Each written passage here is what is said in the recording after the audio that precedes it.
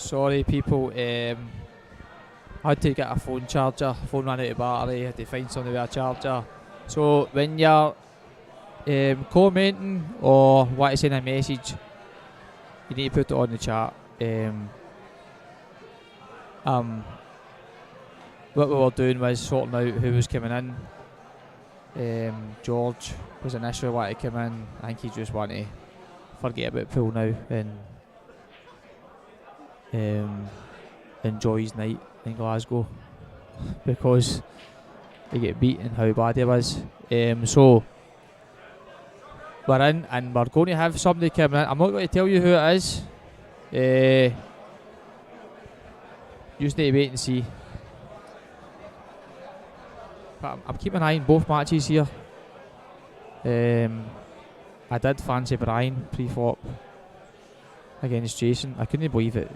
He was second favourite, to be honest, based on the last performance. But Declan v Steed, good game. Steed did more experience. I think if the more fudgy frames and safety battles, I would fancy Steed. I would fancy Steed to win those frames.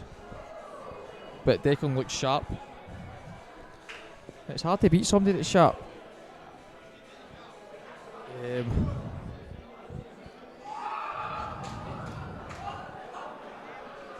Just seen that. I actually forgot about the Man U Leicester. I mean, Man U are just so bad. So bad. One each. Man U is probably a good result for them. That's how bad they are. So, early doors with Declan v Steed, we missed the start. I just get shouted. I didn't think that I wanted me to do it. I was going to leave it, but I tried to get somebody else to replace me, and they wouldn't.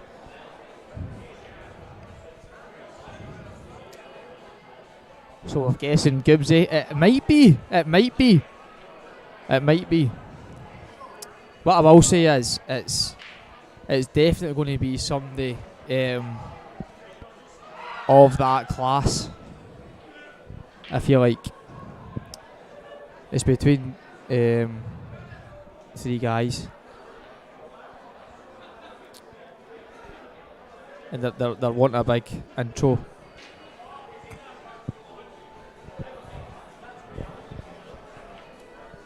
I know, mate, it's good to have George in. We had George in earlier on and a good laugh, but at the end of the day, he's not elite. He's not an elite player. I think guys would rather have the insight of the elite players and actually learn a wee bit. Where it's Boyle, Gibbsy, Burnett. I mean, loads of guys that are at that level. And even educate. I say I love listening to them. Always learning.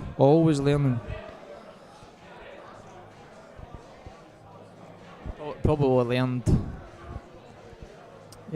between Gibbsy and Paddy McMullen the most. But the knowledge that I've got off of they two. Jonesy, I wouldn't say you're wrong. Sean, I know, but he's only just walked in the place and then he's going to I actually think that Natasha just got him a shot. I think he's now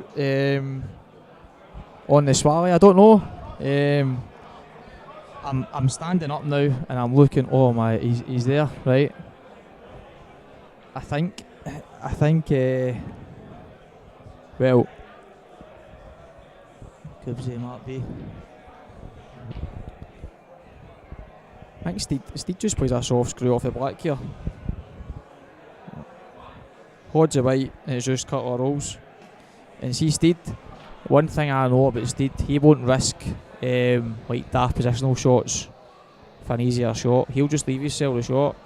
Like he'll just stun this in or screw it back a couple of inches and leave himself the black because he knows he's guaranteed that. I know that about Steed. He's not going to try and screw it back to where the white is now. Even though it's on. I just can't see him doing that. Yep, that's a shot I expected for Steed. He trusts himself just to leave the black. Earlier on, George Tierney had a similar shot and risked it for position and then made an arse of it. One Steed. Good shot. It's a great bottle, Steed. Honest to God, great bottle. Regardless how much he plays. Just good bottle.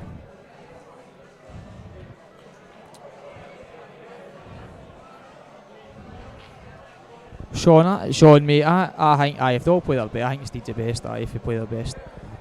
But because he's not been playing and this and that, he can easily chuck in a game that is terrible. Do you know what I mean?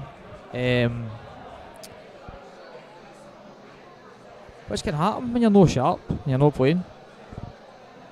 But he's put himself in. I don't know how much he's getting himself. I'd imagine Steed get at least half himself on this. So it's not as if he's just risking everybody else's money. I know that's not how they roll, as you say. I had somebody about to walk in about 10 minutes ago and they get caught off a millionaire at the door. That's why they're not in yet, as you can imagine.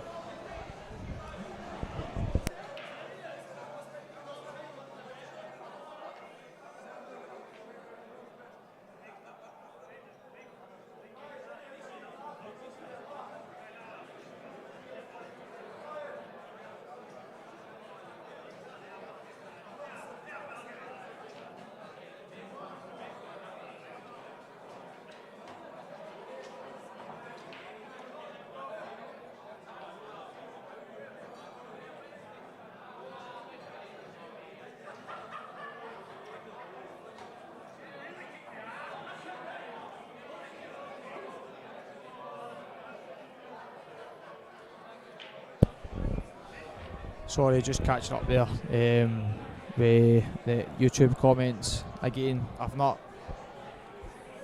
earlier on there was guys messaging me and stuff like that on my phone. I've not got my phone on me, so I can't reply to things on my phone. But you guys think Stephen is better than Duff and Kaminsky? I've not seen enough of Duff or Kaminsky to commit to that statement, if you like. But what I will say is Steed has probably done and achieved a lot more than what they have in their pool career. Although they are better in form, Steed has got a level that he's capable of hitting.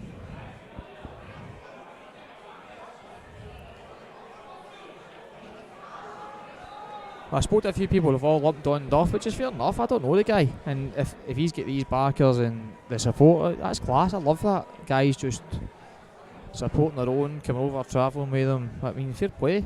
That's what the Scottish guys do as well. You support your own. I do fancy Brian in our game. I do. Based in even though Jason won earlier on, it wasn't a great performance. And George did even admit that himself. He was terrible. Terrible.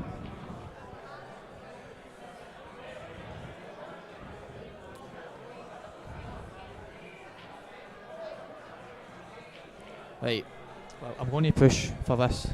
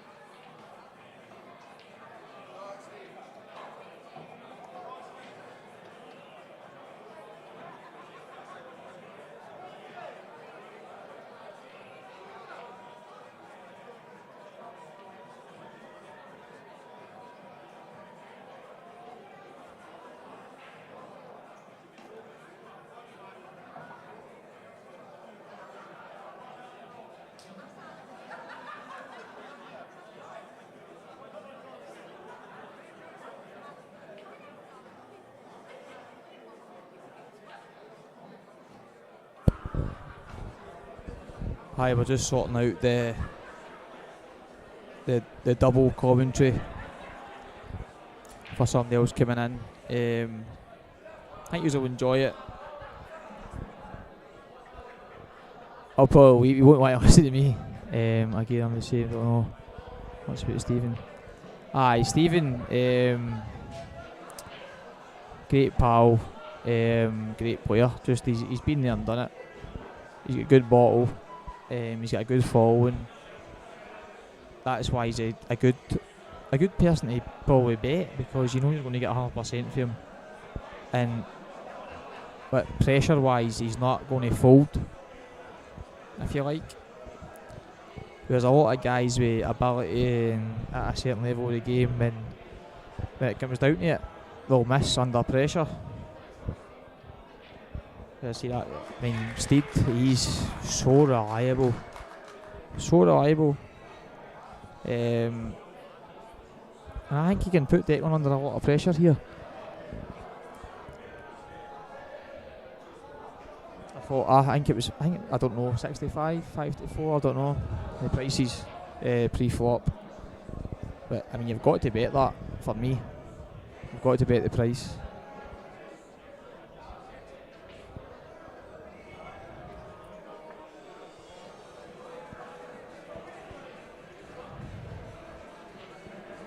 Oh, Sean. Mate, he's sick about that. Actually, I know that for a fact. I walked outside and he was sitting straight after the match, and but he couldn't believe it.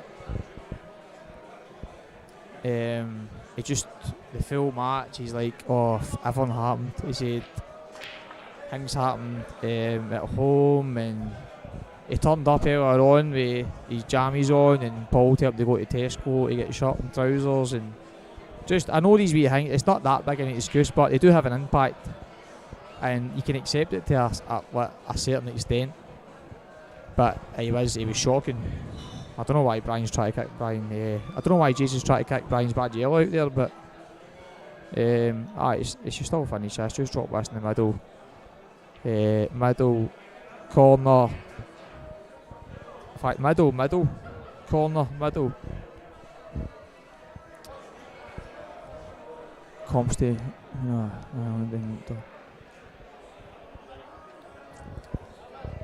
aye, oh, see, these are the shots, right? You're trying to steal the bag and you don't have to. And after it, you're like, why did I do that? You're like, why did I do that? And that's where Jason's going to be saying to himself right now, why did I try and steal that bag when I didn't have to? And Brian's got a gift here to win a frame that he shouldn't be winning.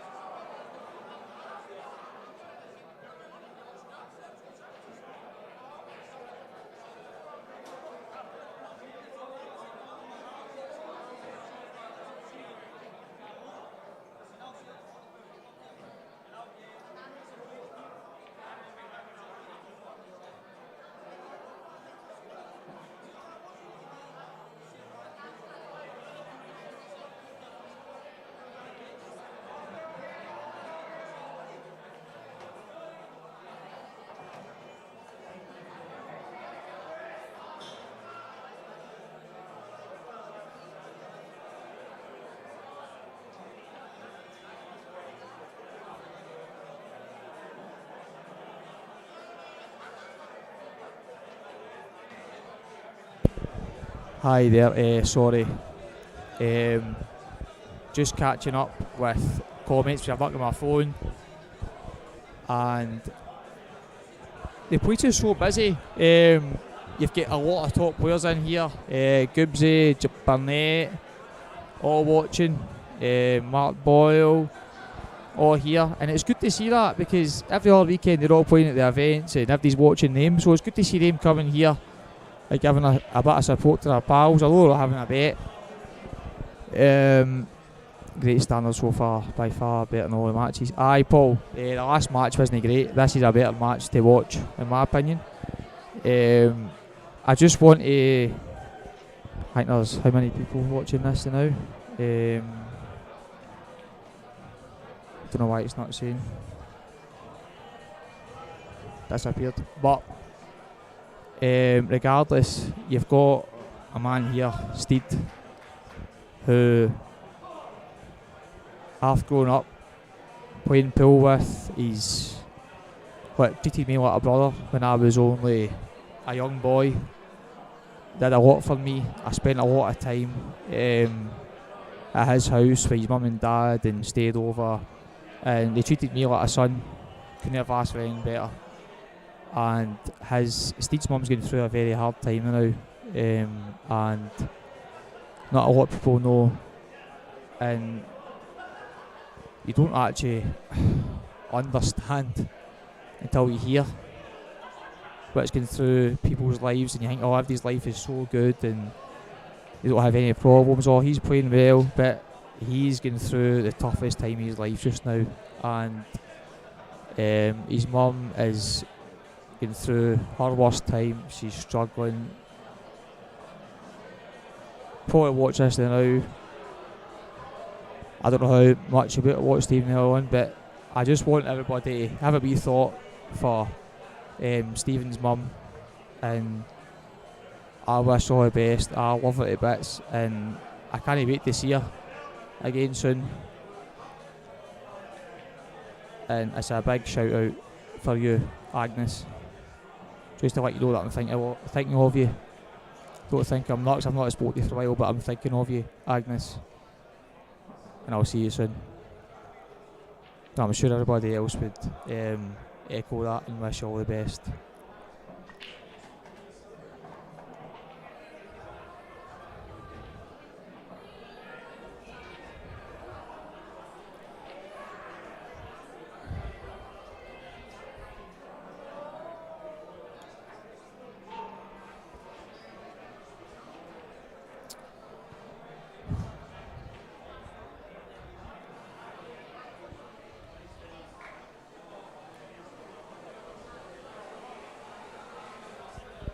Right, back to the pool.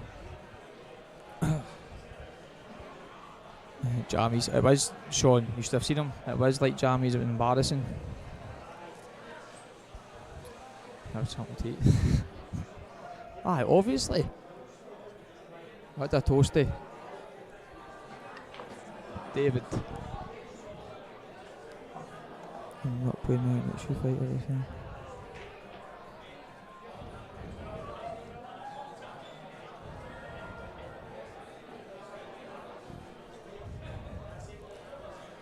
Good man, Jonesy.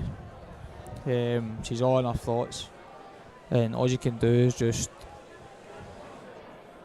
you don't know what to say. You just wish the best. Whatever the best is, that's what you wish for, regardless of what it is, and that's all you can say. And that's the way I feel and what I'm saying.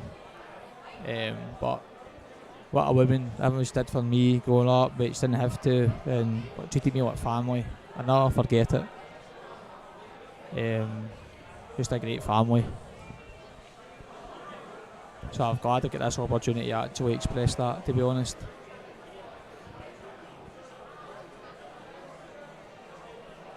Right, the more this, just get back to this game, the more this goes on, I actually do fancy Steve to win this game. I think especially the more tactical frames, Steve is favourite. Probably more patience, more experience, more of the right shots. I would fancy Steve in the more tactical frames.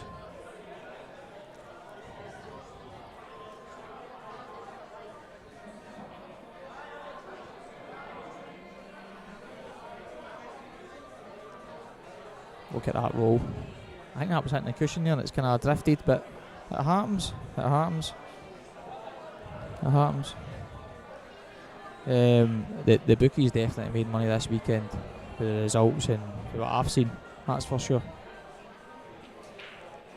I don't know why it's not coming up anymore with the viewers in the chat. I think it's paused. I think somebody's pressed a button, to be honest.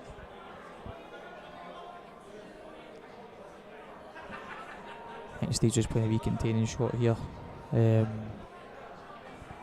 He's second favourite, but he's just trying to keep himself in the frame. Declan needs to get his ball out here next to the black. In my opinion, get this ball out, make it open, and then that puts the pressure on Steed. He has to play a shot to kick that red out. He can actually just play it like a plant onto the cushion and not get red onto the top cushion if he wants.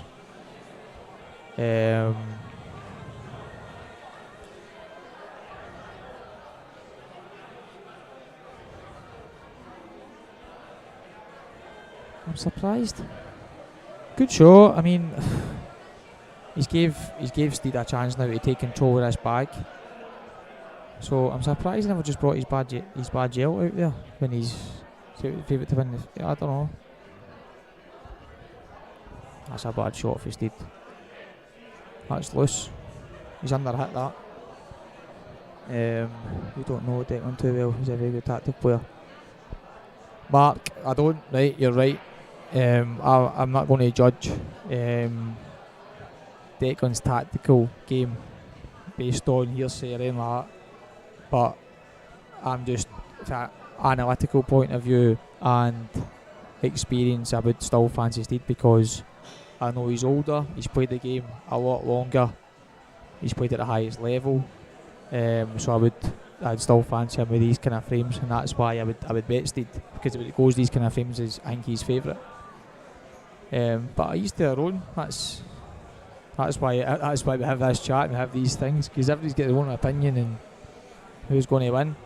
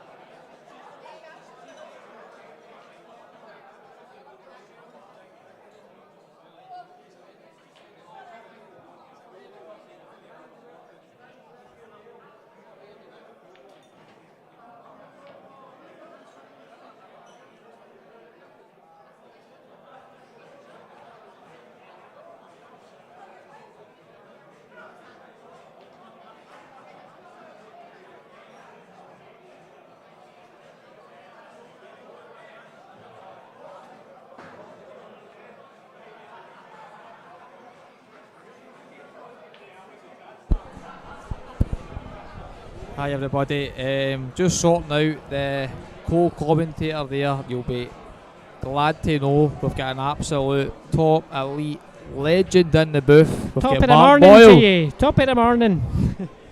George Tierney here. No, it's a better version of George. West Ginger. Mark, how you not playing this weekend? I'm not good enough. Mate, I wish I had Jello on, like, because we all talk about like shot.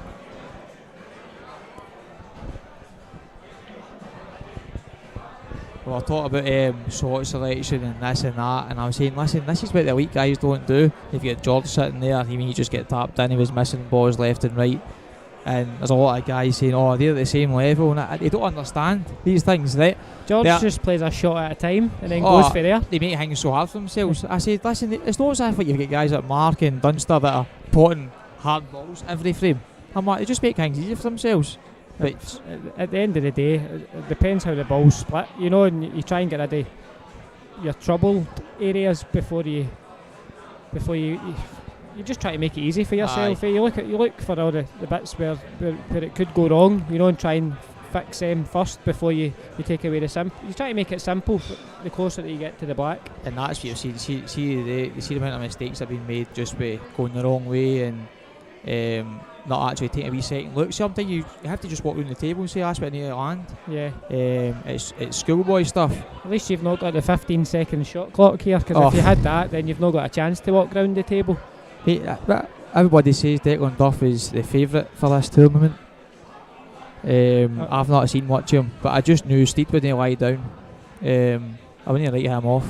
To be honest, I've never seen him before, but I've heard a lot of good things this weekend so far, so it'll be good to sit and watch a wee bit. Well, George Tierney said that when Declan was, I think he was 16 or something like that, Ronan McCarthy said that he was going to be the next big thing. Good.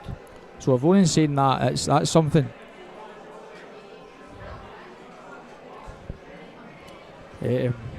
Just trying to cover that bag. Oh, this went away.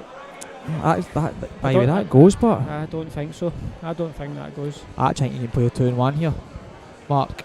I will. If that, I can cut that in. And on this camera angle, I don't think it goes. Do you think you can play the 2-1 right down here? Yeah, the white will pot, and then he's on the black, you know. But that's looks a bit tight. This red looks like it's going to catch it too thick.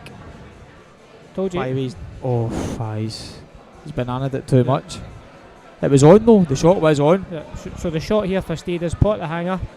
Would you go game here? No, come across, and then the red on the right hand rail, just cover the bag, and then bring the white out so he's snookering the yellow on the top cushion. But you can't leave him an edge of that if you play that shot, because if you do, he's got to carry him. So you need to make sure if you're playing that shot, you don't leave him an edge of the yellow. That's why you need to put the hanger on the top left first to come across, so you don't see that. So you're not hitting it thin. Mate, I've seen you go game in these positions before. See that shot. Okay, he is all right here, to be fair, because if you get two, you've won. So, I don't think he can pot that one down the bottom corner direct either. Can he? So do you think that Declan would take a re-rack here if he was offered? Of course he would, because he's like 1 to 50 to win this frame now. That boy earlier on as well, I can't remember who won that match. That's Sean, some 17-year-old. In here he's beaten, he won a game, and I don't know if he won earlier on.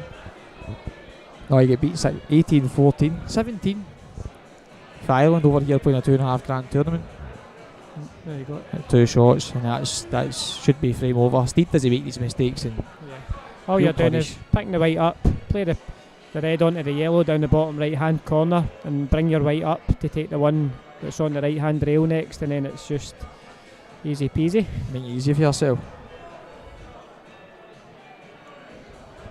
But it's still early days, you know. It's early days, so if somebody can get a couple, 2 or 3 frames ahead, then it's a good wee start. Sorry, just catching up with the comments and man, the myth, the legend. Lot of support for you, Mark, as per usual.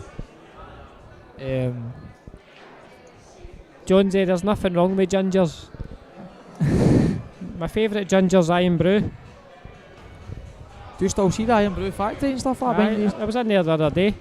I'm in there 2-3 times a week with my work, so I remember you were telling me how it works and stuff like that. It's incredible. They built a new big mixing plant in there with about 20 million.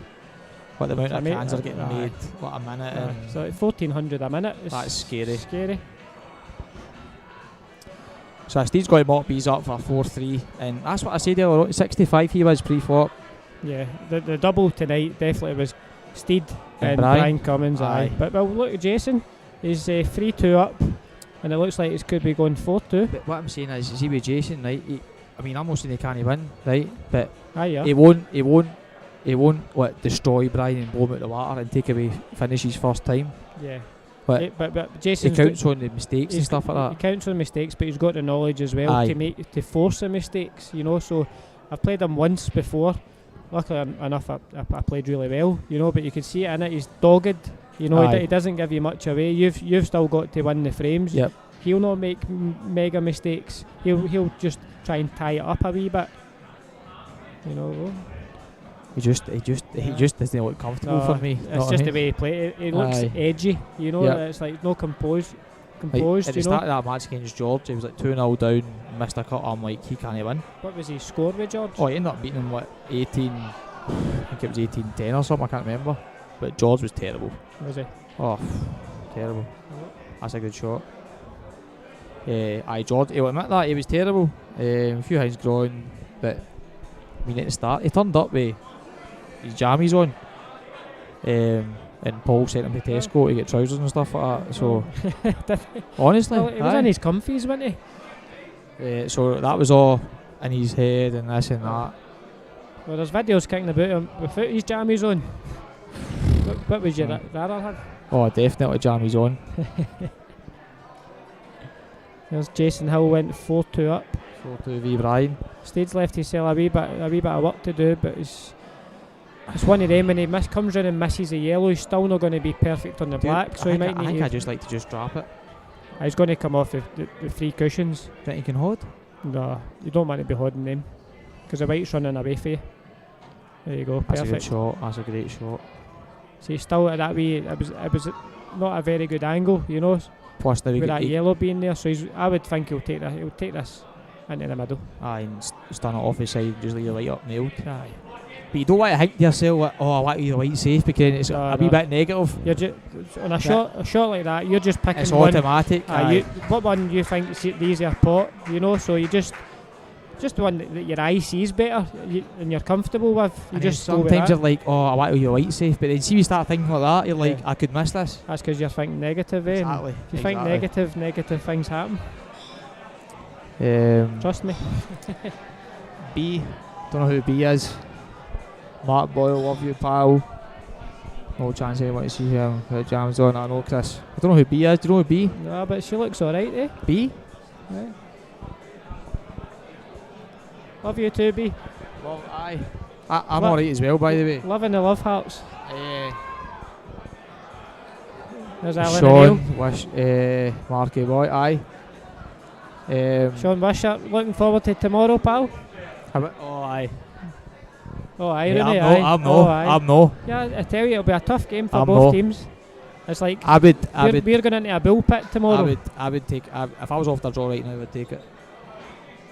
I would. 100%, because then you're 3 points ahead still. The goal difference. 3 points ahead and you're away for Ibrox, so I would take it. And you still got to play them at home. But Morelos is a big loss for Rangers. Apparently Ramsey's fit now, but so he'll play about 10 minutes. Aye. Before he dislocates his hair or something. His hairband. Aye. But no, I think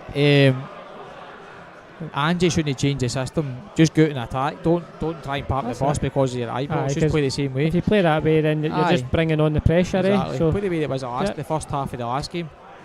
Just play the way we played them at Parkhead.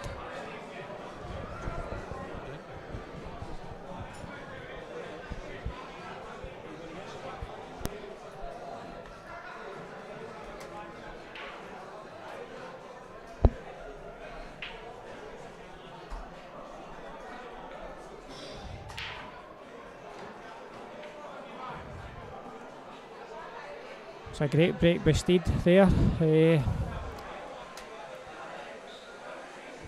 of a mixed bag. You can take both colours, but I think yellows are definitely the strongest if you can get the one up the top right. Just take that down and come down the bottom end of the table for the one down the rail.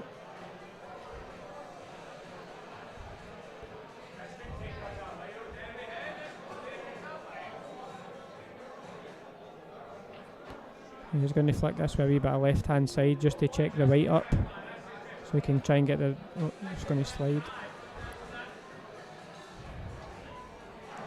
He's got a nice wee touch there, so he's going to take the one along the bottom rail and bring the white up through the gap between the red and the black, and then leave a plant next. And his last yellow will probably be the one that's on the left hand rail, or just off the rail. So it's all down to this shot. If he gets this, he should win the frame.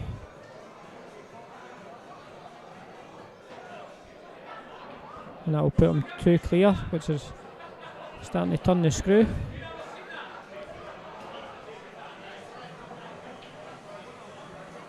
So this one's a wee bit of a tricky one. He's got to really roll this, because if he punches it, he's got a chance of losing the yellow, or he could the yellow could follow through, and then he will leave himself a long last yellow. So he's wanting to just drop this in and leave the yellow sitting on the table.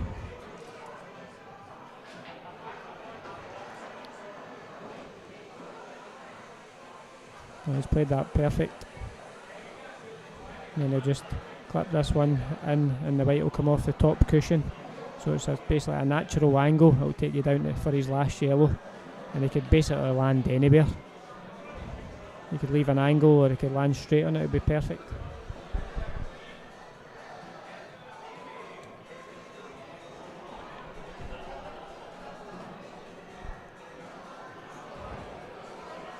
That's okay. We'll just stun it up and even leave yourself on the side cushion.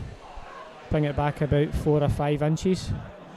Right there where his cue is, that'll be perfect, because he can just pot the black and run into the red. Doesn't need to worry about the cue ball. And on another table, I've just seen Brian miss his black at 4-2 down, and Jason Hill's got a good chance to go 5-2 up. He's got 5 reds left, and they're all in the middle of the table. So Jason's turning the screw on that table. That's another good finish by Steed. He goes 5-3 up, and it's Declan's break next.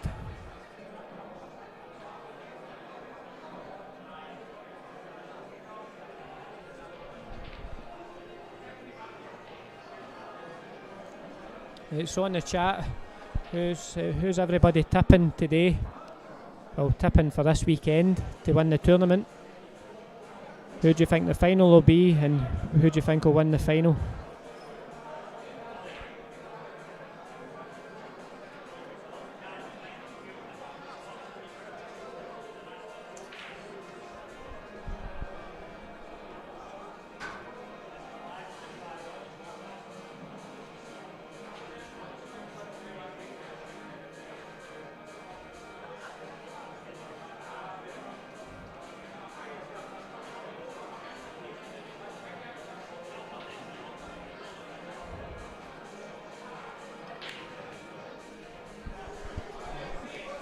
The white's away and the yellows are looking pretty. I think he might nudge the black out just a wee touch, just to make it a wee bit easier. And then he'll take the one into the left middle, and then the bottom 2 into the bottom left, and back up the top of the table. So I think he will nudge the black out a wee touch. Oh, let's go.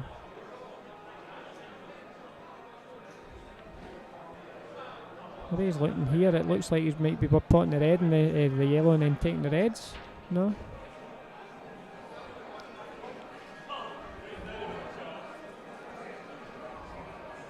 No, shot's definitely nudge the black out, come down a wee bit, and then take the one into the left middle. Oh, there you go, Steed. Perfect.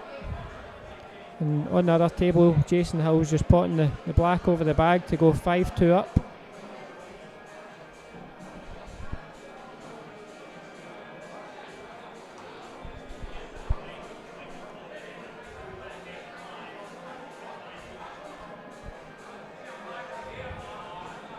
So a few people are saying, Higgy saying basically Steed for the win, but the winner could come from this game. It's perfect by Steed. He just wants to screw this back up to where the yellow is in the middle of the table, and he's got a choice. He wants to try and get the top one in the cluster of 2. He wants to get rid of that one, the next shot after this yellow.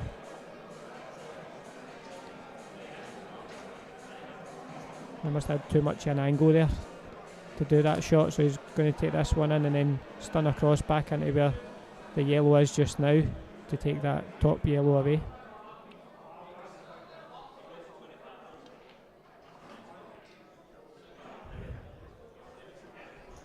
Never got into the cue ball there, lost it a wee bit, so that means this one's a wee bit thinner than what he would like, so he might run into this, and then he might need to take the one in the top corner next.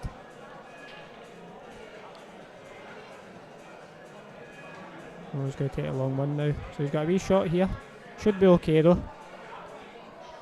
Still, it's a tougher than what he would have wanted.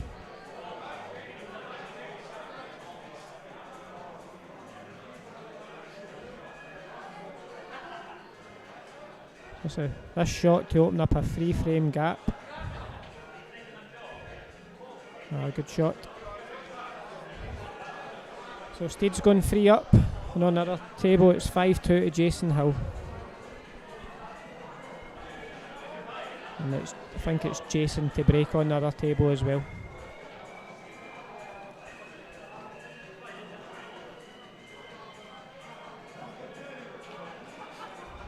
So a lot of people in the house tonight have got Steed and Brian Cummins double, so there'll be a big party tonight in here if that's the case. But it's not looking good on the other table because Jason's winning there. Oh, but he's just got kicked in off.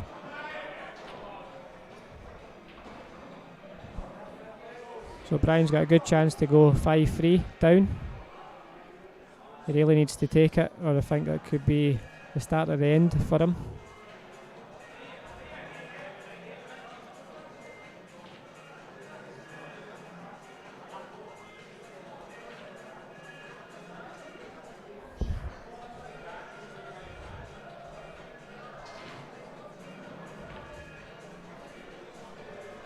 So Steed, the good Rangers man, to break.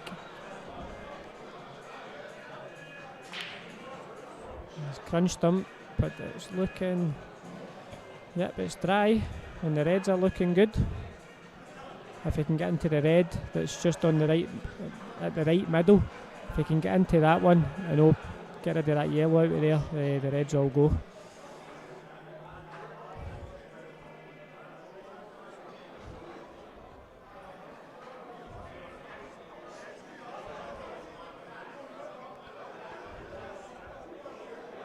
If he can't get into that red, it looks like he's got a tough wee finish, because he'll need to get into that at some point. He might be taking yellows here. Yep, he's going to take the yellow, so he's got one bad ball to bring out. Plus he's unlucky with that red there, because he could have left the back double, but that red I think's just got in the way. But he's got a big bag there as well off the other red. Played. I think the way he's playing, the way he's taking these out, Declan, it looks like he's going to be leaving a double for that yellow on the right rail. He'll take this and then he'll take the one up. Maybe if that one goes into the left middle, I was thinking that maybe it'll go up the left corner, but all depends on how he plays this shot. He's going to play the double here, but he's got to make sure he gets a white back out. But that red that he's going to cannon into could go in and cover that other yellow. Oh, he's missed the double. That was a poor shot. He put all his eggs in one basket there. I know, Sean, I know.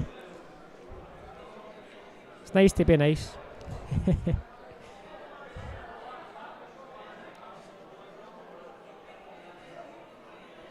But if there was any, Steed has one.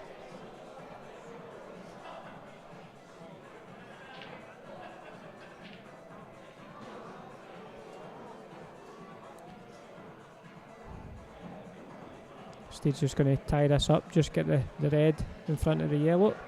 Oh, has he left it? I think he's okay. That nearly went wrong there.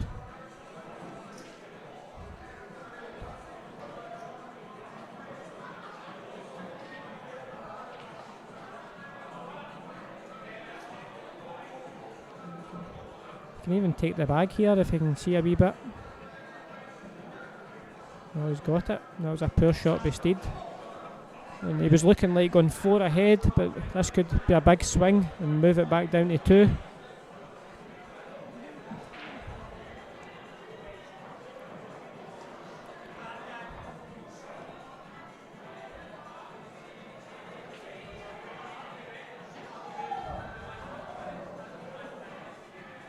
So all of a sudden, after that bad shot by Steed, Declan's got a chance to take it back down to 2 frames, make it 6-4.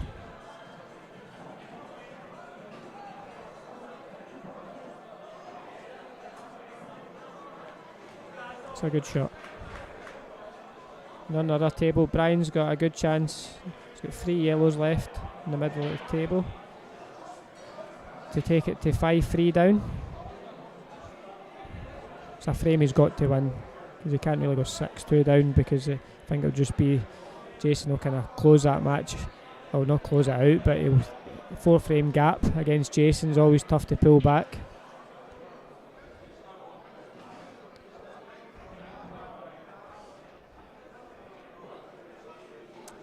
So we've got Big Renzi refereeing this match, one of the best in Scotland. He referees all the Saltire events up here. And I would say he's the best coach in Scotland. So anybody that likes to get involved in pool and wants to learn how to play the game, he's your man. He phones me up every week for tips. Or more like I phone him up every week. Oh, kicked in off. That's a shame. That was very unlucky. And look how the reds are sitting. They'll just bring the red out that's on the right hand rail over the middle, and the reds are just like cherries. Absolute cherries.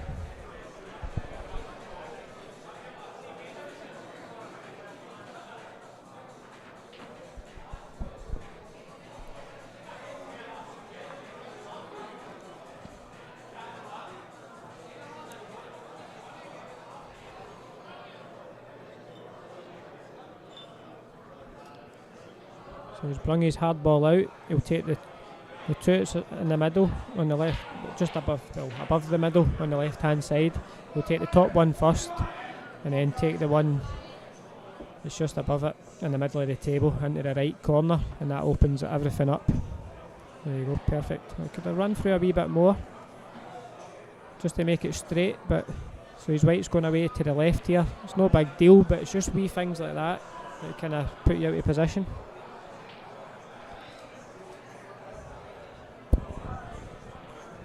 Sorry for leaving you there, Mark. It's no easy when you're left, right? I apologise. No, but listen, you did go to the bar. I need to make that known to everybody. You were away to the bar. All right. The wallet was out. By the way, actually, wasn't he? Oh, it's your phone. I got my phone back. I went to the bar. My phone was in charge. I got my phone back. I was trying to buy a drink and they just keep buying me. I can't spend money. Because you're a legend. I can't spend money. An absolute legend. Mate, he's like, I'll get you that, David. I can't spend money. So, a bit like yourself, Mark. I mean, you go to these tournaments and if you just want autographs and want to buy you drinks and this and that. I remember the days. When did you become a comedian? I remember the days. There's a lot of new people watching now. I don't recognise a lot of these names. Do you know who B was? Oh, no, who is it? Who is it? Have a guess. B? Second name starts with B. Second name starts with B. First name starts with B, sorry. B. and it's a woman. Aye. You know her very well. I do? Yes, Really? yeah, she's famous in the pool world. And it starts with B. Yes. I'm struggling. She was good friends with my lady. She goes Becca. with her. Becca, sorry, brain fart. So why do you call yourself Bee Becca? Like I know. As a bumblebee? I'm sorry. Aye, I get you now. There's Super Mario Pool legend on TikTok. Is that him? Aye, he talking about Becca. He done an interview with Dunster last weekend. Is that the guy who's went to the Ultimate Pool and he's doing the videos and stuff? Is that who that is? I don't think he's went to Ultimate Pool, is he? I honestly I don't think know. that's what he's went to Ultimate Pool. He's the TikTok famous. Aye, TikTok. Aye, Aye, that's is it? Oh well, Ultimate Pool. Right. Okay, I never knew that, but that's Well, good. I think that's him. If that's who we're talking about. Yeah. Mario. I am alright as well, Mario. Don't mind me. So that's Brian on the other table. He looks like he's taking out another finish. He's got one red left with the black in the middle of the table to go 5-4 down. So he was 5-2 down a minute ago. Now he's going 5-4 by the looks of it. I met Jason there on my travels, and he's like, I've not done anything the full day. He's like, I'm just mopping up people's mistakes and doing this and doing that. And that is what he's been doing. What? So if anybody plays well, they'll win. But he's just mopping up his mistakes, putting the onus on him for the harder finishes. Jason's just throwing about like he's got his slippers on, to be honest. He's like composed walking around the table. It's when he's down in the shot he looks quite edgy, but when he walks about it's like he's just walking to go and put the kettle on. But exactly, but see if you watched that last match, and if you're Brian, you'd have been like, this is a good draw for me. Like, I know it sounds disrespectful or harsh or whatever, but that is, you would. When you start thinking like that, you put pressure on yourself, because I think that might have that could be what's happened. But whereas Jason is like, I've just won that match against the player that everybody wants to win, everybody wants to see. I didn't even really play that well. So he'd be buzzing to get through that match. But ability wise, I actually remember, I don't really watch pool that much, I don't follow things, but I remember watching Brian a couple of times for the Scotland A team in Cyprus whenever I was like... Apparently played well over there, eh? Aye, well, whenever I was like compass maintenance enough to remember things. The strawberry daiquiris getting hot over I there. remember watching, like, I've impressed with him, like, he showed good bottle and he stepped up to the occasion. He's got that about him, Aye. that way, like he's a kind of buzz bomb player, you know, kind of just buzzes about, you know, he's a confidence player. But a lot of people say like him and Scott Coventry, see, shot by because Steve. him and Scott Coventry grew up together. I think Scott, he's got me in like a solid game. Do you know what I mean? Scott's slow and composed. Aye. Brian's fast and just buzzes on the table, 100 mile an hour, just fluent. Yeah, I think Scott will win like mere games that he's supposed to win, whereas Brian's capable of beating guys that are better than him. But the thing is, true there, but I think they're both good for each other, because they just bring each other along, you know, like we playing with each other all the time, playing matches and going to tournaments together, you know, and supporting each other. We've got a good wee group there, the Dundee boys, with Mark and Ryan as well. And obviously I've got that wee rivalry as well. They will, deep down they'll be like, I don't want to get beat off him. Yeah, because it's bragging rights at the end of the day, you know. So of course, apparently Brian can't beat Scott in practice, but that is just what I've heard. Yeah, but that's practice. Practice doesn't mean much. Aye, you know. That's a good shot. Practice is just about homing in your technique, you know. The results, obviously, you can do, but it's not the same. It's not the same. That's a great finish by Steve. I don't know why I've not just bet this single. You've done a double with Brian. I think everybody in here's done the double with Brian. They have. So the bookmaker could be crying tonight. And see, the thing is, but right, Jason's putting on a good performance. Aye, it's even though he's bet that, it's not everybody saying, oh, Jason can't win and he's like a bad player. He's just fought the value and based on the last games, it seemed like a sensible bet. Plus the fact that Gibbsy's better. So see Gibbsy, he's like the luckiest guy. He's like the luckiest guy ever to play pool. The bookies should just pay out the new, shouldn't they? I'm being honest, right? See if I was a bookie, I wouldn't take bets off Gibbsy. I wouldn't take bets off Gibbsy if I was a bookie. You can't win. Right, so Declan to break here, 4 frames behind.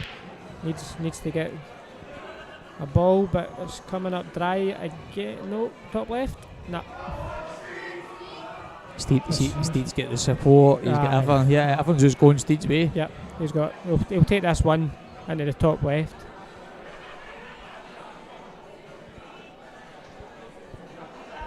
Top left and smash into the. Just open these 2 reds up. Or he could play for the gap between the 2 reds, but he's got to get it perfect. Like put this top left and then take the one in the middle. I know a lot of guys, right, that would take the plant first, and that's the difference. But you see that plant there? Put just the red onto the yellow. Why would you take that? But that yellow top left. What are you going to do with that? No, they would take that to take reds. Oh right, no chance. That's too much a gamble. Exactly. Yeah. Right. So what about playing a wee? Because that red's over the right middle. What's he doing? I don't get that. Because he could actually play the hanger and just come into it. That's what I was. That's because you've got the one over the right middle. You've got the one down the bottom. Why would you even hit that yellow? So now he's got a tough shot into the right middle here. You can play it off the red, but then you're moving the red down towards the black a wee bit. That was strange, that shot. Yeah. I would never predicted that shot, Mark. Because if you catch that red over the bag, body, that's it.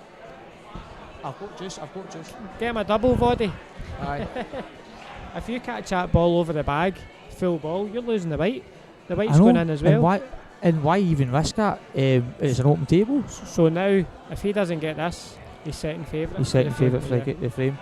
Aye, and that's unlike Steed. Steed usually plays the right shot, and they had 2 options here, and they went with a third option. I think that's one of the ones you play when you need 4 up. He's going to play this, so he was aside to bring the red out. Oh, smashed it. No. The effort, but it was unnecessary. For the start of the frame, when you look at it, he shouldn't have to play that shot, Mark. He's actually landed a wee bit lucky there now. Declan's got to play a free ball plant. And the yellow's just out for the bag, so it's not a certainty, so he's got to catch this yellow perfect. I actually would play a free ball plant, Mark, because... Would you take this one into the bottom left? Aye. Be top? Aye. Because you have a wee bit of security.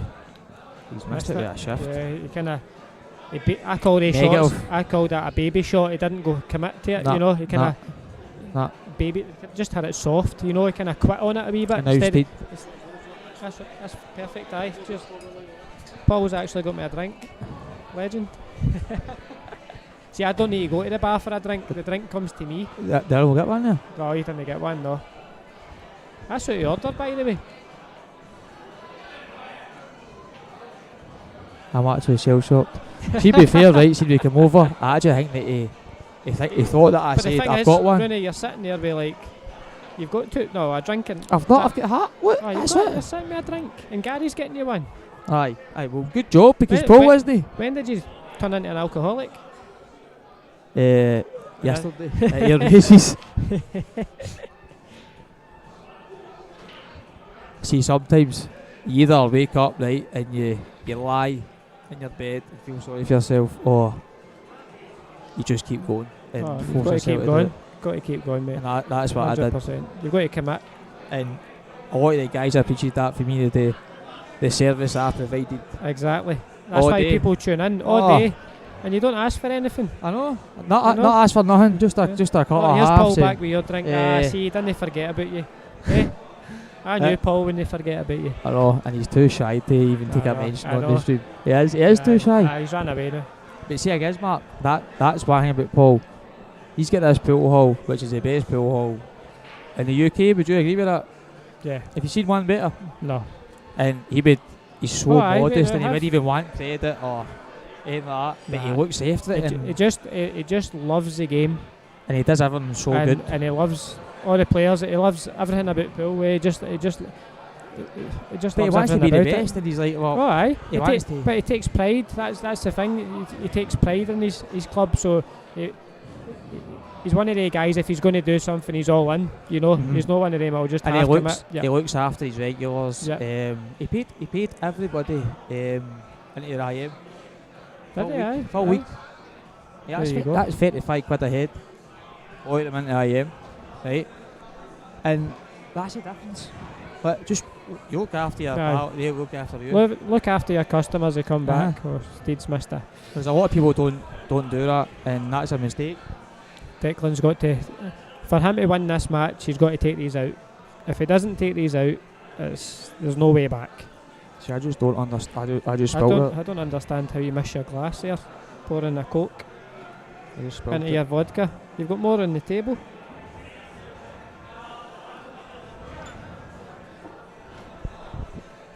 Greg's not going to be happy with you, like vodka all over his computer. I don't tell.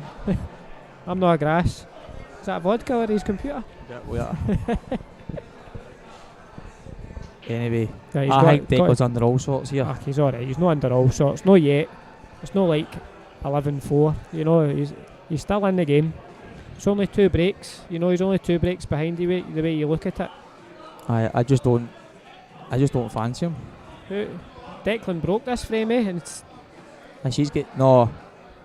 Steed. I think Did he? Steed broke. Don't know. I should pay attention, shouldn't I? He should finish this. He shouldn't be talking about this finish. He should be finishing this. But that's what I'm saying. The price is pre-flop. Steed was 65. He's 8-4 up, in control. Another vodka for you, Rooney. I'm going to be having to carry you out here.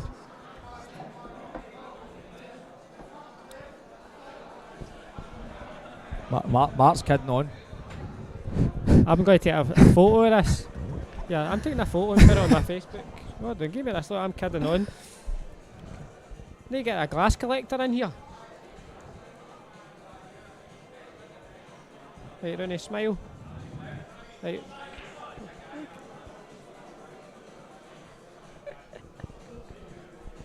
Oh, he's left his.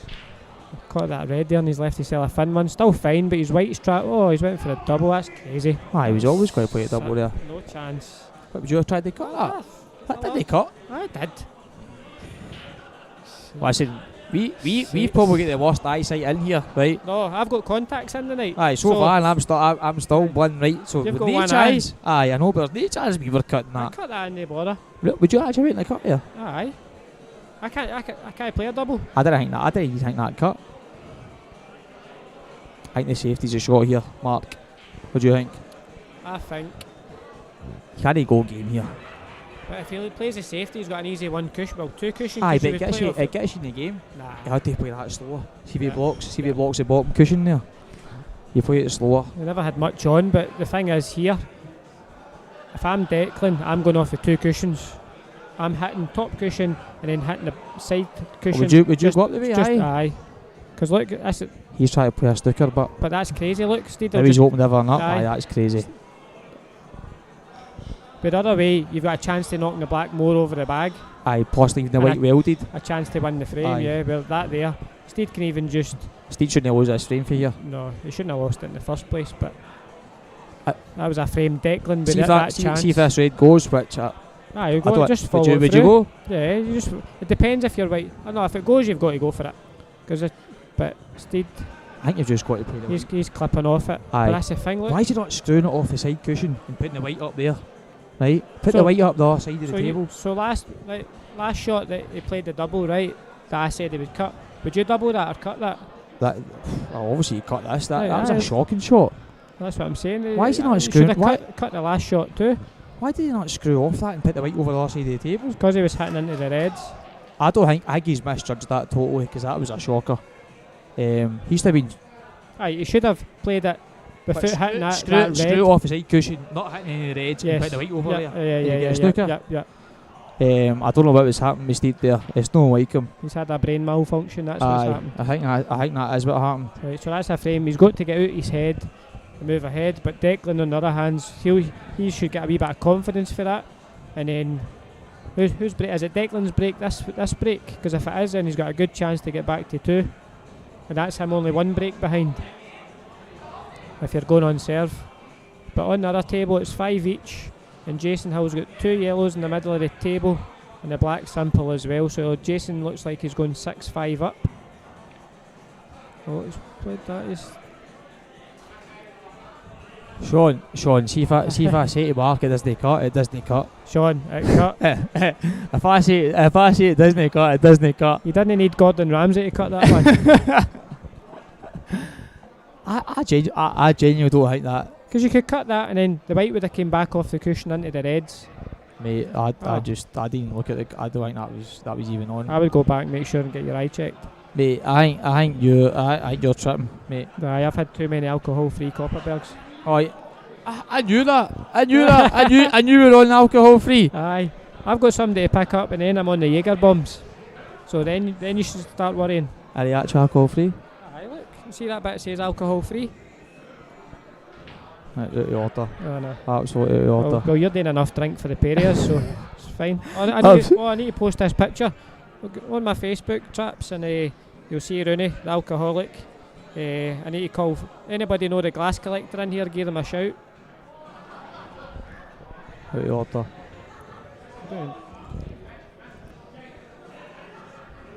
Is this you making up for lost time? Is that what it is, Rooney? Mate, I'm just enjoying life. Just good. So you should take every day as it comes, and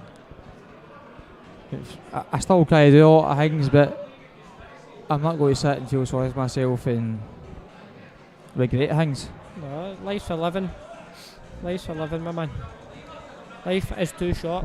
Exactly. And, it is. And people actually underestimate that statement. No, they do. 100%. Life's too short. Don't sit in the house. Go out and do stuff. I developed that attitude about a year ago. That's why I'm here, Rooney. I could have easily sat in the house tonight, and I thought, nah, I'll go and see everybody and have a good night. Just don't say no to things. See when you invited to something. Yeah. Just go, go. Why would you say no? Exactly. Unless there's like a genuine you can't go. Yeah. If you're just thinking, I'll just have a lazy one in the house and just don't sit and watch telly. Don't say no. No. Get your arse out there. Exactly. And live. That is the attitude. Do you think Robert Stephen beats Duff? I think Robert Stephen. I mean, Robert Stephen. He started playing. He was just boys and this and that. But he's stepped up. I would fancy Robert against anybody in this field. Robert would have been too good for this field. Aye, exactly. So he not too good, but he'd be the favourite, standout favourite.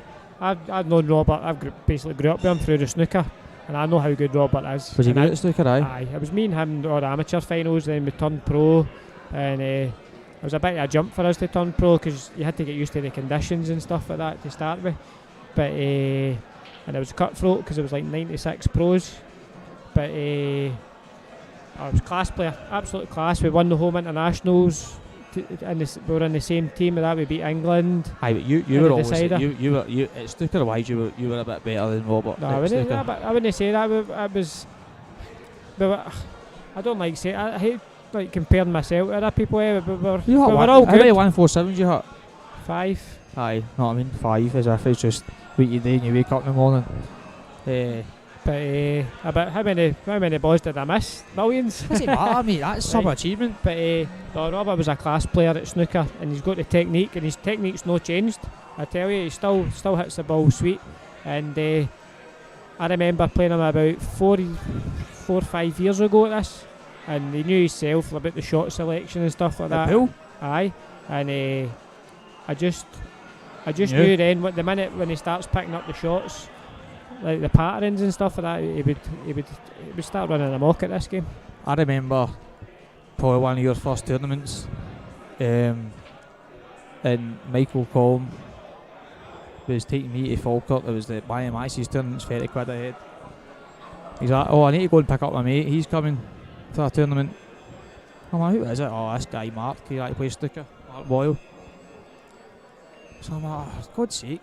So he picks you up, become Arnold, goes to the tournament at Santa's place. It was at the L, mind the old corner pocket. Alright, aye, up there. That was a great club. And like, aye, Rooney, you're playing Mark first game. Oh, that's a shame for him. I remember that, Matt. That's a shame for him. His first tourney, he drew me when I was starting to get good. I don't think I bought it a ball. It's a bad shot. 5-9. There trying to sneak that in. It was Boyle's first tournament. Can't remember he won it or no, and then he ended up getting a money probably match. Probably got beat. He got a money match half Steed after it, and then it went for there. Aye, it was funny. It went for there. I was talking to Santa and Steed Senior yesterday about that, and when I was playing Steed, they basically I just fizzed, played well, never done a thing wrong, and then Santa says, him and Steed Senior just looked at each other when they were playing and just smiled, because they knew they would get me involved in money matches. They just took off for there. First game was boss man, and then it just steamrolled for there. Oh, Steed Senior said that the time you played Steed was the best £200 that he lost ever. But that was scary. I played you that, and who knows him? I'm like, that's a shame for him. And you're just going down, just didn't miss. Nobody knew who you were. That's a bad shot for Steed there, isn't it? He's under hit it, so he's still okay. Aye, but you get loads of space. You'd actually rather land low side. Yeah, he's got to make sure he gets a grip on the cue ball. But the the cue ball's running a wee bit, but that's okay because it's going up and down. He's held it nice. He's timed that. It's a wee shot you've got to time, you know. He's good at these shots. Just killing the pace out the white ball. He's good at these shots.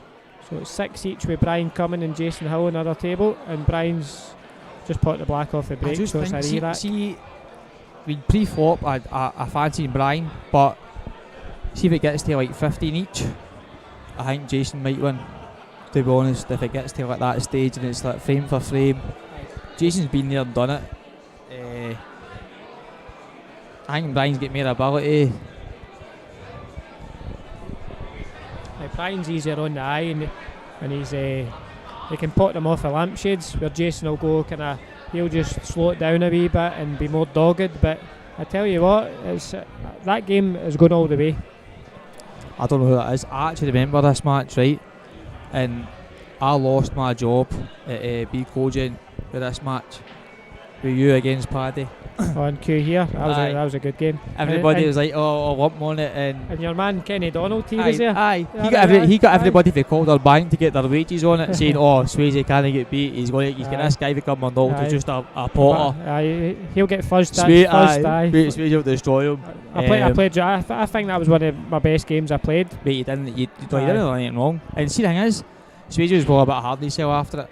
I was like, Paddy, see, to be fair, but he couldn't have won anyway. But that's very unlucky for Declan there, getting kicked right and off. Steve's just got to take advantage of this and just mop up. Yellows all day long, so he'll take the long yellow down the rail, and then he'll take the one in the left middle, the one in the bottom corner, and then up and clear away the top. See, we know, right, you're like, down the rail, in or over, you actually want it in. That's why he's putting the white over there, so the white comes out. Just play it straight. Just play it straight, the one in the middle. Aye, because you've got the one in the middle. Aye. Because you play that, you could get a ping off the cushion, and before you know it, you're behind the back. And you don't want to leave hard plants and stuff like that behind it. That's it. Just drop it. That's it. And then you've got the one in the middle. Shot. There you go. And he's got it in. You want it in. So you want to get rid of this one down the bottom right hand corner as well. And then your last yellow's going to be the one. It's just in the middle of the table. You'll be taking just to drop in. That's your last ball. That's your last yellow. So what's Steed? I don't know. I should take this one bottom right. And just screw back up for the choice? No, just turn up a wee bit and then take the hanger. And then you'll take the one in the middle of the table into the left middle. And then the one to the left of that. Yeah, he's looking at it right now. And then the one after that, one into the middle, is the one in the top left. So you would take the one next to the reds now at the bottom? Yes. And just do whatever with it. I would just leave it there. I would just stun it up. Just even leave it there. Stun it up a foot. Aye. If he's got an angle, you stun it up a foot in line with the one over the bag. Mm-hmm. So you're not leaving kind of fin it. There you go. I just leave it there. You're guaranteed the position. And he's wanting to land straight in this one in the middle. So even if he just stuns it and comes over a wee bit an inch or two, you can't fail. That's it. You don't watch this finish, right? You'll not move the white much. That's the way you want to play it. Yep, exactly. I was saying that earlier on. And that's how there's a lot of finishes not happening because you're just moving the white too much. What you'll see with the top players is you don't want to move the white. You're playing dot to dot. You only move the white if you need to. Mate, say that all day. All night. They don't. honestly, that's what separates the elite, like yourself, all these guys. Like, it's not as if you're putting harder balls. No, that's it. It's just your taking your the right way. patterns, your patterns, and taking them out the right way. Because if he left that one in the bottom right hand corner, he's got a shot to play. You've got to get your right perfect on it, eh? Fair enough, you could pot it and then smash into the reds. Well, no smash into it, but control into the reds, and then you've got the black into the middle. Now he's got 2 roll-ins. Just keeping it simple. So Steed there, with that finish here, you can tell he's thinking right. See, that's why I fancy Steed, because he does know the patterns and he's got the experience. Yep. I know he's not sharp, he might miss a couple of things, but he does know the right shots, and that's why I fancied him, to be honest. There's Brian going 7-6 up, so the double's looking good. Double's looking good for everybody, but unfortunately I'm on it. Still a long way to go, but Gibbsy's on it, so you're fine. Well, that cancels that out. That's handy. Keith Robertson 10 each in his money match. Who's Keith playing tonight? And where is it? I heard there was a few things. I think he's down south playing for money. Keith, Keith's a brilliant player. Davey Forrest are playing for money. Great players, by the way. The Livingston boys. I hope they win. I like the Livingston boys. So I hope Keith win 10 each. Remember, Paddy got a lesson in the money match. We know. 147 is being that out. What a player he was. Back in the day. Becca's telling me to get on it. The thing is, if I get on it, I get quite cheeky. I don't. What big? I've got somebody to pick up, so once I've picked them up, but this might be over by then. What time is it? 8:45? Right, okay. So it's 147s. And plus the wee man, he's away out in Glasgow. My mum. Listen. No, he's away at the Hydro for a thing, and it's in the Hydro, so he's staying at his grand's tonight, so I've got a free pass tonight. I think he's staying at his grand's, ain't he? No, the wee man's 13. And what?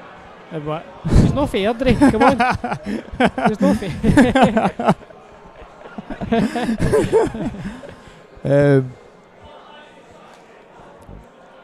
Standards. The guy for Swindon, he's playing, right? Okay. Smart rings a bell. Aye. Keith, 2.5 grand each. Good. Well, good luck, guys. Hope you do it. Keith is 10-6 done. I think Keith would do damage in this tournament, to be honest. 100%. He's 100%. He actually played football with Keith. He's a good footballer.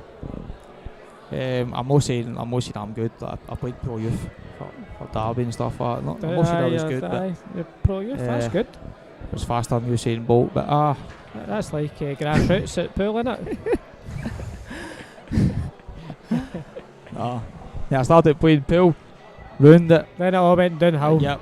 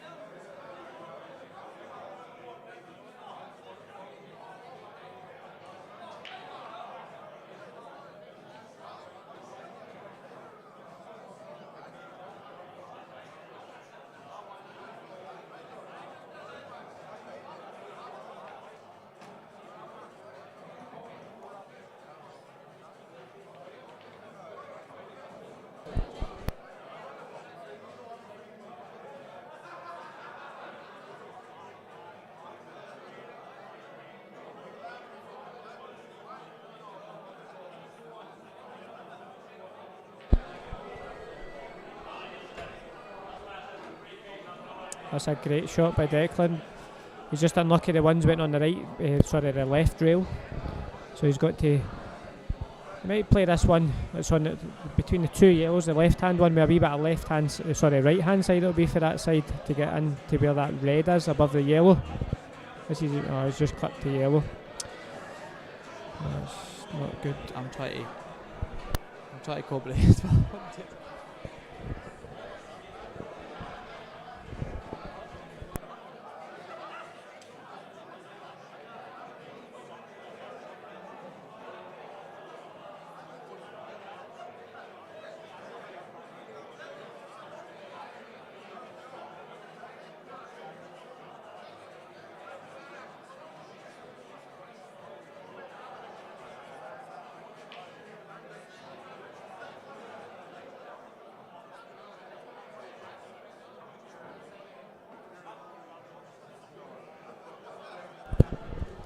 So Declan's played a good containing safety there, but Steed's just going to try and get the white up in the top right hand corner, but he's got to make sure he hits her head.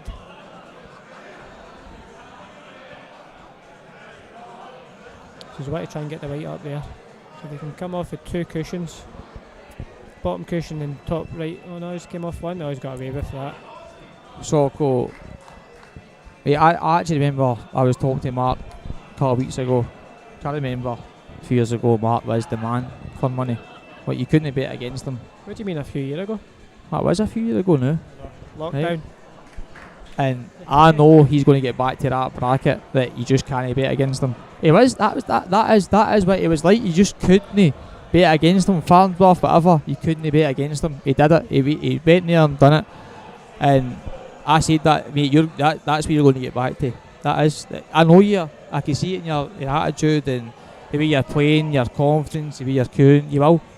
I don't know where that's came from, but determinations came back. Exactly. You know, that's came back because, and I've got always somebody in my corner. It's good to know that's there. You know, obviously I would like it. Mate, like it the other way. You know, it's just as what it. See, regardless, right, whoever you want to play, or whatever, you know you've got so many people in your corner that are going to support you, back you, and I mean, you can't put it this way, right? Especially at pool, you can't cue the ball better. So you're never going to doubt yourself under pressure, and that's why you've won so many matches. Because when it gets to the pressure shots, the way you cue the ball, it's hard to miss. That's what I say to George as well. The way you cue the ball, it's hard to miss because you cue it so well. It's just as anybody knows, playing for anything, it could be a 50 quid match or a 50 grand match. You want to win, of course, but it all boils down to composure. That's all it boils down to. There's days where it doesn't matter who it is, you can feel edgy, you know. It's just being a wee bit lucky that you're composed on the day, and then you just go for there, you know. And trust a bottle and trust your technique. Bottle. That's what you practice for. Your practice is about homing in your technique, make sure it's solid. But bottles, I've won things that I shouldn't have won. People say bottle, but I hate that word sometimes, because it's not really bottle, it's really belief, you know. But I call it it's belief. Like a combination. Yeah, a wee bit of both. It's a mental state. Aye, but see if you've got a solid technique, that kind of helps you a lot because you can trust it, you know. Aye. Where sometimes with my technique, when I came back playing, you're like, oh, hold on a minute, I just don't feel. I'm not bringing the cue back in a straight line. See, especially what you've done at snooker as well, and you bend both your knees, don't you? I bend both my knees now because the pool tables are low. But you did not bend at snooker, no? Didn't bend at snooker, no. Your right leg straight. Aye. Because the but table, you do. That's still weird, but to have that transition and still. But because I wanted to bring see if I kept my right leg straight. You're higher up. My cue was coming down at an angle. You want to be parallel. Yeah, you want to be as low as possible. Because otherwise you're bouncing the white. Yeah, that's it. I know. Yeah. No, I know. That's what I said. But I said, how could he hit a 147 with his two knees bent? I'm like, you can't be stable. And plus, my body's twisted a wee bit now, twisted more because you're more compact on a pool table. It's a combination of things, but it doesn't happen overnight. It's stuff you kind of work on. That's crazy. Actually, I didn't know that. That's crazy that you've went and had to that transition. My technique was better at snooker before you started playing pool. 12 years ago, my technique was 10 times better than what it is now. Aye, no, I get that. I mean, I remember Michael Hall was playing the World Championships qualifier next week. Yep. And he watched me practicing this and that. But we used to practice together and play snooker. I used to give me like 27. I used to win a couple of times, right? And now he's playing that championship. But see, he's committed himself. Michael's a great player. He's improved a hell of a lot. I've not seen him much on play, but I've been seeing a few of his results. He's been unlucky, hasn't he? Yeah, aye. He got to the final of that one the other week there. That I can't remember the name of the tournament, but it was like a qualifier for a tour ticket, and he got beat in the final way. And I thought even that he's came a long way, and he's just waiting a couple of good results and a wee bit more belief because he's got the work ethic that he puts in. I know he's had a bit of health problems with his back and that. But sorry, but we're getting interrupted here for Santa. Santa he's looking for fun, hot girls and boys. Santa's jumping in. Evening out. That was a drop in for Mark there. Aye, but Michael, I wish him all the best next week for the qualifiers. And I want to echo what I said earlier on about Agnes Campbell. Everybody's in their thoughts, and we're all thinking about her. It's hard. There's been so many hard times these days, and I think the Poole families came together so much. But I want to just give another shout out for that, so people don't forget, and we're all thinking about her, especially me. A million %, yeah. Especially me. I know Steve would appreciate that as well. And see, the thing is, I know Steve knows they're all watching, and he's doing that for them. Aye, of course he is. Right? Of course he is, and that he's fine, and that's how I think he's going to win this. I hope he does. I hope he does. I hope he does. I think when he does, I'll burst into tears again. I hope he does win it. I hope he does win it. Especially for him and his family and his dad and this and that. Especially for the amount of 3 rolls I've had out of that house. When I was younger. I remember once it was before the IPA tournament, I stayed with him, and we've got up the next morning, he's been in the shower, and I've went and stole a few scooshes of his Creed, and he's come out. That's like it was the first thing. It was the first thing he noticed. That's a tenner a spray, mate. It was the first thing he noticed. He went, "Ah, he's nut. You took my Creed." First thing he noticed. But what a family wedding. Go away, what a family. You wouldn't meet nicer people. No, they just so caring and kind and thoughtful. Aye, what a family. Mate, I can't say this.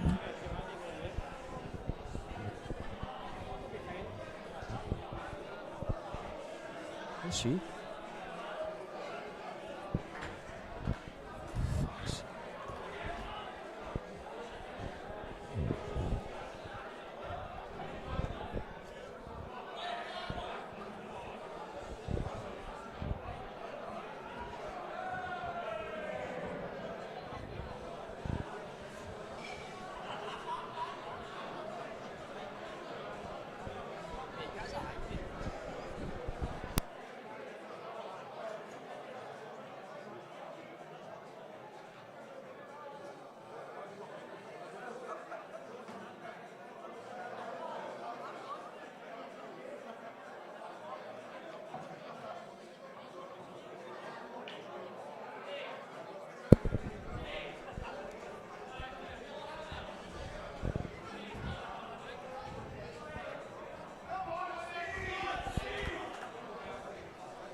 We're back, guys. What is that? Best cams. By the way, there's probably a few people who actually take that actually on, and you've got. I think Craig will probably block that in a while. Boyle play a mid-class game. Oh, it would be so cool, but it's hard to say that you'd say Boyle. What? I think Mexico. I think Mexico. I am. What's that?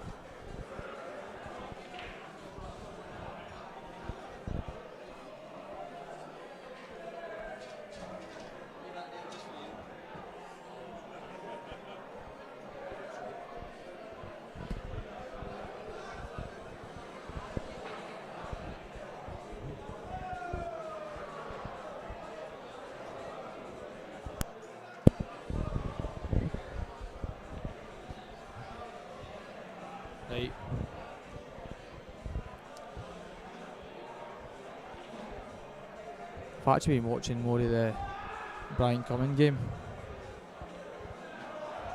Can't see him getting beat now. I think the double's a nail on certainty. I think pre-flop Brian was like 20-1 or something for this tournament. He's going to be in the semis in my opinion, so anybody that's on that pre-flop I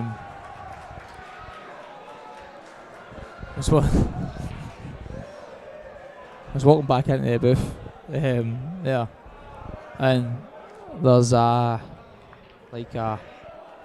bouncer next to it, and he's like, "Who are you?" That's how bad it is. Can me on. Do you think Dunster will play for a money game? Mate, nobody's going to play him. Nobody's going to play Dunster for money. Nobody. Nobody in this earth. There's not one person that he's no favourite against. Not one over a distance that you would back against Dunster. Nobody. Absolutely nobody. And people can hate it the way he plays and hate this and hate that, but see, in the day, that's facts. He's the best.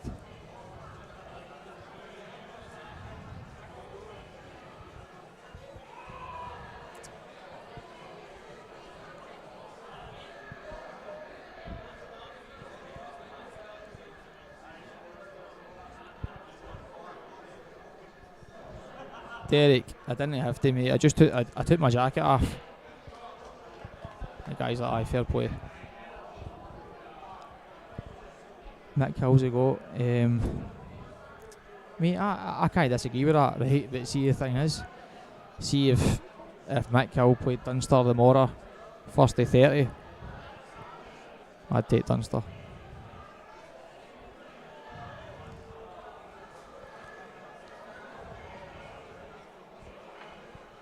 I just would. The guy's attitude and everything, just I'd take Dunster.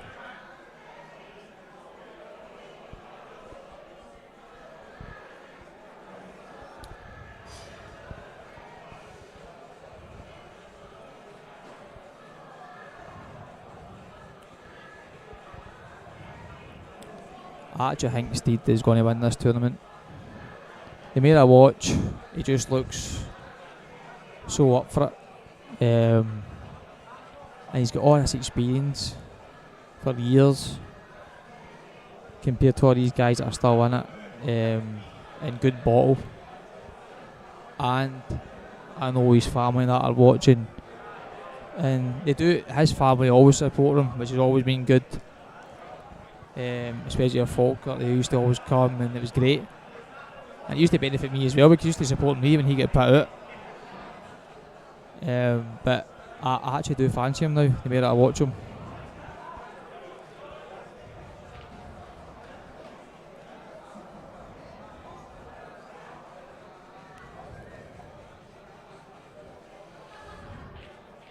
Dunster attitude is aspects, class, real nice lad. Aye. Oh, so cool. He's so generous as well. Like, you can't get Dunster away from the bar when you're away and stuff like that. It's unbelievable. You wouldn't even expect that. He's just at the bar. I just want to spend my money. I just want to buy you all things. Honestly, I mean, what a guy.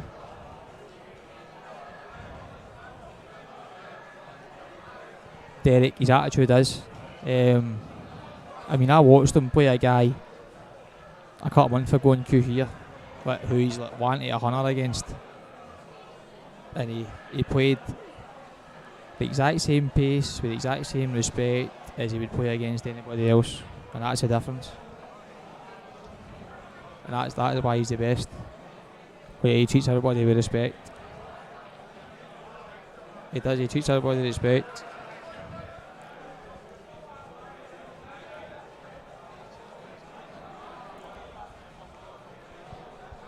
unless you're out for something to eat. And you're in Paddington and she starts coming out with the tab. And you never could think that Dunst could do 100 metres in 5 seconds, but I've seen it.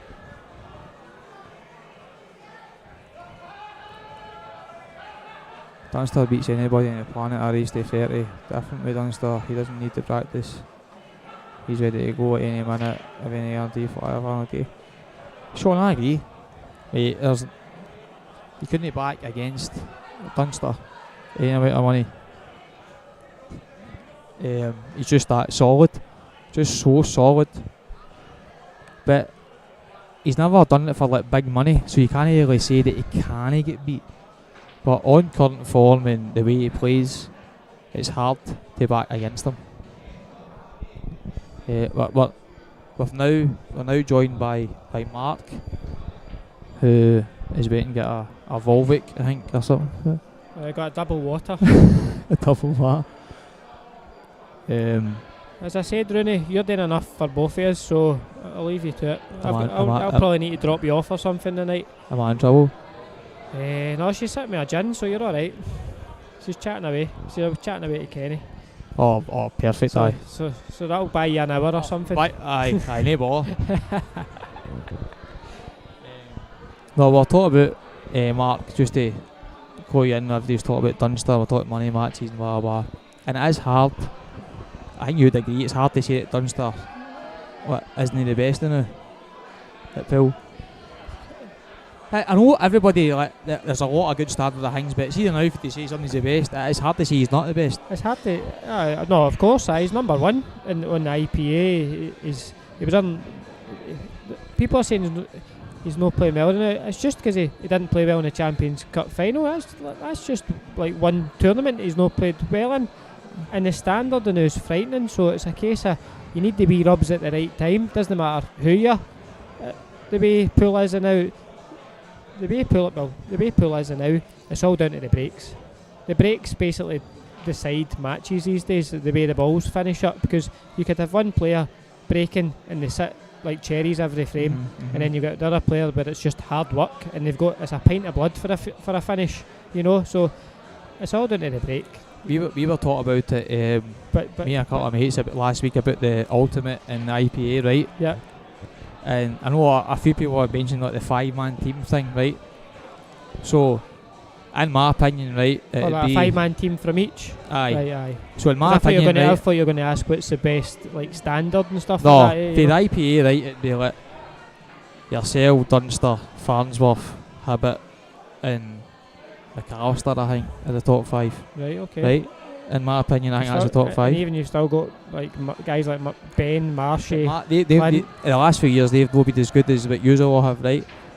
Even though I love them, I'll take the criticism that they say I'm wrong, right? It's fine. Then you get the ultimate, right? I think in depth-wise. Oh, depth-wise, ultimate's a lot. But see, if you look at the 5 against the 5, I think even not the first 3 players, the IP is better, in my opinion, right? It's one of them again. You could set up any 5 and it's just down to the breaks, and because these guys, nobody misses, These days, nobody misses, It's a shock if somebody misses. It's just a shame, the whole IPA and thing. I don't like it. What do you mean you don't like the way it is now? Aye, I don't like the separation and. Oh right, aye. Aye, I don't like it. I actually feel sorry for. It shouldn't happen. You IPA. Should be able to play. It's just because Ultimate's brought in a new rule set as well, right? So I think the only way Pool will go for it, Ultimate's done a brilliant job. The setup's brilliant.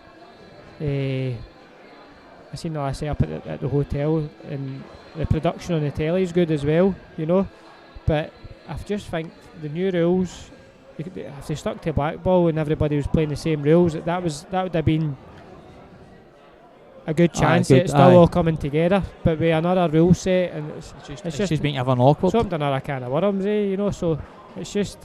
What do you think he's going to do? I think he's going to play a double flank. He's going to play the double and then hang that and come down and play for this red down here.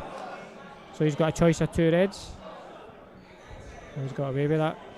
I think the thing is, it's going to go a couple of ways there. Now he's got to stun up to the top cushion, and now he's got a shot to get on the black. you know, to make and sure. senior 12-5 up is a lot easier, easier, mate. aye, You know aye. that yourself. See if you're like 12-5 down, the yellows are about 3 Aye. times the size. Oh, isn't you they? just say to yourself, I was looking at myself here. Even if there was one yellow there, you're still snooker. Oh, yeah, you know you're welded, I know. I'd come off 2 here, Mark. I'd have come off the 2 cushions and landed the white in the top rail. He's probably going to leave himself in the middle of the table so he can just pot the black But through the 2 yellows. if you come off the 2, you can hit it as Right- hard right as you there. want. Do you know what I mean? Yeah. But going back to the Ultimate and the IPA, they're both good in their own way. And the way pool is now, it's never been bigger. Oh, I you know. it's never been bigger. So, But I don't think it's big enough to have 2. But a lot of people are saying about obviously the backing of the Ultimate. A couple of years it could be getting pulled out. You don't know. Nothing's there in concrete, you know. So, and IPA's got a solid foundation. So they've both got their bits where they're good and bad. So I just hope for the sake of pool it all works out. I hope it all works out. So they are, mate. So they are. And I've got a lot of respect that I used to play the IPA. I put myself up. I actually got to the professional level, surprisingly. And then chucked it. But that's why I've always got this kind of loyalty to the IPA. And I look at Ultimate Pool, I'm like, I feel sorry for IPA. Because the people do think that the Ultimate Pool are better. But like you said, the IPA have got better fundamentals and they've got the foundations. The security. foundations are a wee bit better, eh? They're not relying on, say, like one individual. You know, and then because they could pull the plug at any moment. Overnight, exactly. But yeah. I don't know total ins and outs because it's something I'm not kind of focused on, eh? I know, mate. I understand you know, that. so I just pick it up what I hear and what I see, you know. So at the end of the day, it's in a good position now, but you don't know what it'll be like in 2-3 years' time. And I hope and pray to God that it gets a lot better because I think pool deserves it, and the people that play and stuck with pool and help promote it, no matter like if it was through tournaments, money matches, coaching, opening clubs, you know, everybody's involved somehow, and it'd be good for everybody just to make it a sport where people can earn from it, you know, a living, and it gets close to, let's say something like darts. It would be amazing, you know. There's nothing to say it can't happen, you know. I know. And then what is it? Sean Murphy. He's done. What is it he's done? He's done 3. I think he said what was the hardest. He's done it's a 147. He's on a 9 darter. He's on a hole in 1, right? And he says, what would you say is the hardest? a 147, 100%. Right. What's next? A 9 darter. Right. Yeah, hole one. Anybody can hit a hole in 1. Aye. Anybody can hit a hole in 1. I'd be the same order as you. Aye, 100%. Anybody can hit a ball and hit a hole in 1, right? But see a 147. There's so many shots you need to hit. I know it's not the same, right? Look at me when I played. Focusing on me, right? But I played snooker, right? So I started playing snooker when I was 7, and I didn't hit my first century till I was about 14, right? And then there's me. I picked a set of darts up at the start of lockdown, and within a month, I'd hit a 180. Do you know what I mean? So a 180 is like a ton. I would say it's snooker, eh? Would you say that's like that? I would actually still say a ton is harder. Mate, it's so hard. You've so many shots to play at snooker. They hit a ton or hit a 147. Yeah. But you see what a 180 or I mean a 9 darter, 9 shots. A 147 you're putting red, black, every position. Oh aye, and everything's so got much, to be mate, pinpoint. And plus, when you're doing a 147, you've got to make sure you bunch into the pack and no knock like red safe, or the worst thing you can knock safe is a pink, because the pink, if you burst into the pack, your pink's going up the table. Because different if you're coming in for the blue, your pink stays down the table, but because you're going into the pack for below, the pink goes up. So it's one of them. Plus it's not the fact that even you do go into the pack that they're all going to sit there like cherries. That's why when you see a maximum, the pink's always can be in an awkward position, eh? Mate, it's hard. I don't think it's up for debate what's harder, to be honest.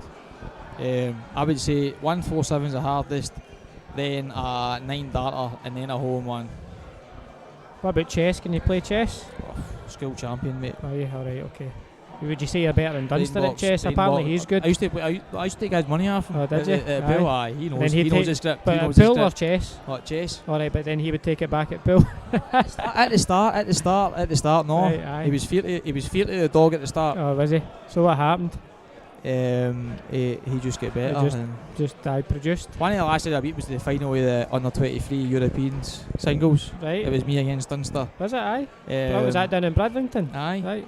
What year was that? I was 18. Aye. What year was that? 2020. 2020. It was 2020, but 2 years ago. No, sorry. 2012, sorry. Really? I think it was his first big final. And John Reid was reffing. And that's when I was a snooker pro back then. Wow, that's... And it was feels one like of the weeks ago. where the men's tournament was starting the next day. So Slack and Kenneth were all doing, and they watched their final. And John Reid was reffing. I remember Dunster 2-0 up. And Fudge and John Reid went, just open them up, just go for it. But the referee told you that? He did. He did. I'll admit that. He did. That was the referee. He did say that. I think he was wanting to get to the chinkies, eh? Aye, I won 6-2. That's a bit. He used to get this. So he's got a long bridge hand here. See a shot like this? It's so easy to put side on it. There you go. See, like that's massive. His bridge was just far too long there. I know. And that's when you've got a long bridge like that. It's so easy to put a wee bit of unwanted side on that.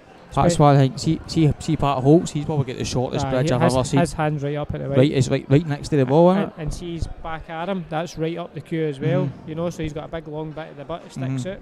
You know. So Jason on the other table is clearing up. Oh, he's got a wee ping off the cushion, but he's fine. He's going to clear up to go 10-7 down. But on this table, Steed's going to come off this. The shot has come off the left hand side of this red and off the two cushions and get the white up the top end of the table. No, but he's not. He's going to go for the pot.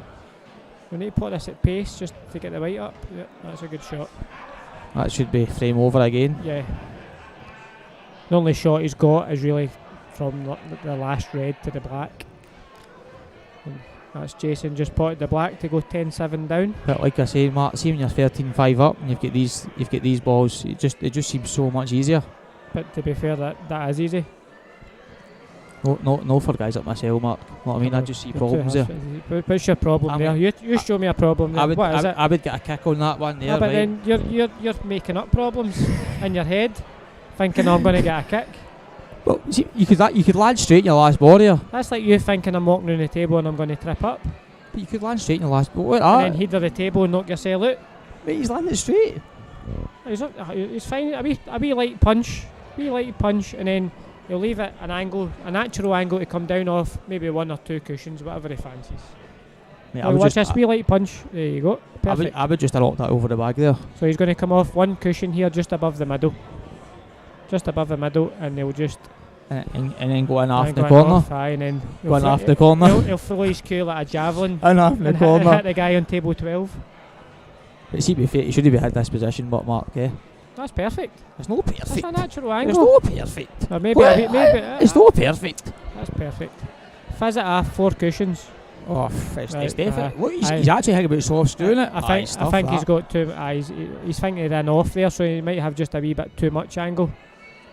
See, if I'm steering out of the way, I'm just like, I can't finish this. He's screwing it with check side. A wee bit of side on this. He's played it really well. I never had any side on it. How good has he played that? Good. He's played that so well. I mean, I'd have been on half there. Oh, you would have missed the red. Oh. So that's 14-5 to Steed, and I think it's his break next as well. Is it? I need to get a notepad and start writing down whose breaks it is. Right.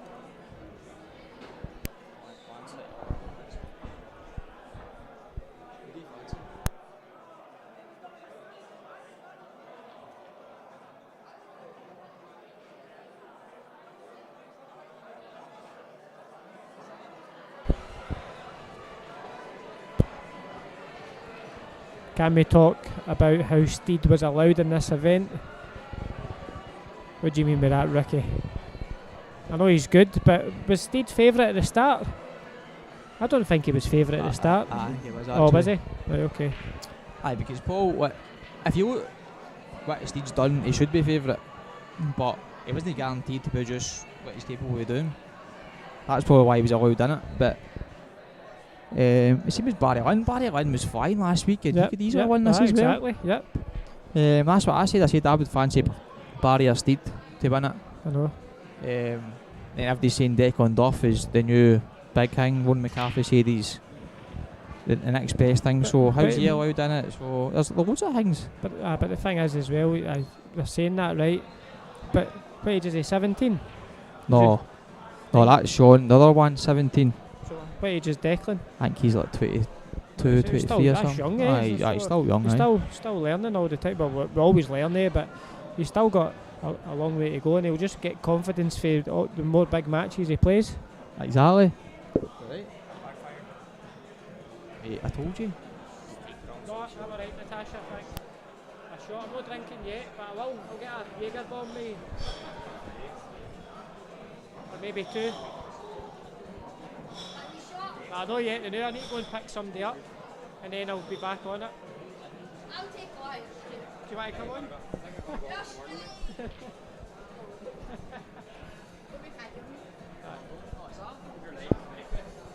Mine's is on though.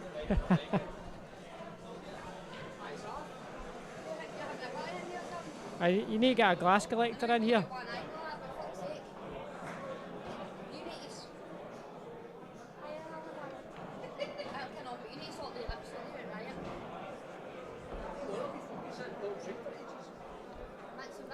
But what's new?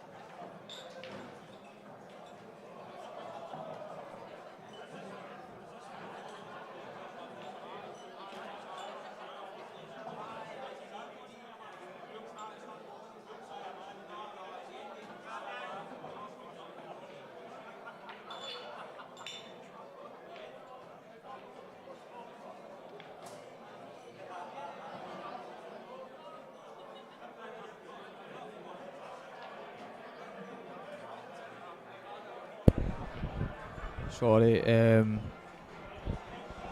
getting it absolute tight. Tell Tasha to get it off. Derek, I did, but I don't think. No, I don't think she is.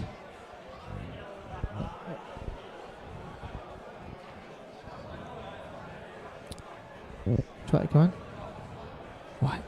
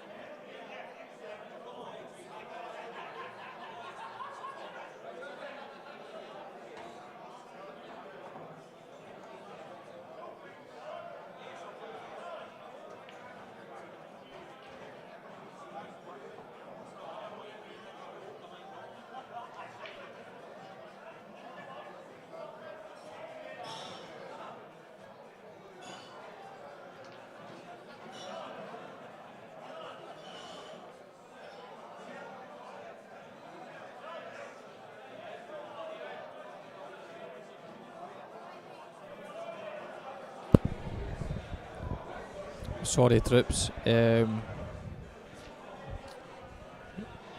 influence in there. Dishing out these Barbie shots, which are a new thing for me. I like them. They're good. I can drink them. Jason's still playing this event. Aye, good one.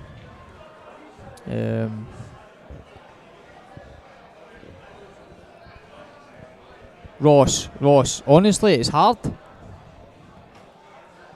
It's hard.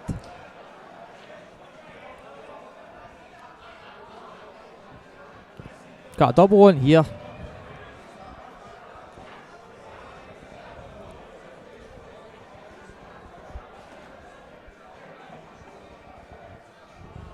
I mean, I wouldn't say Declan's beat, especially how good a player he is. He's capable of coming back, but I see it. He's just missed another tap in.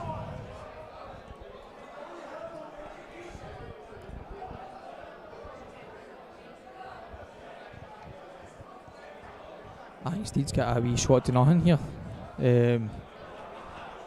Play the red into the black pocket and nudge our red out offside cushion and a rover. That's the shot.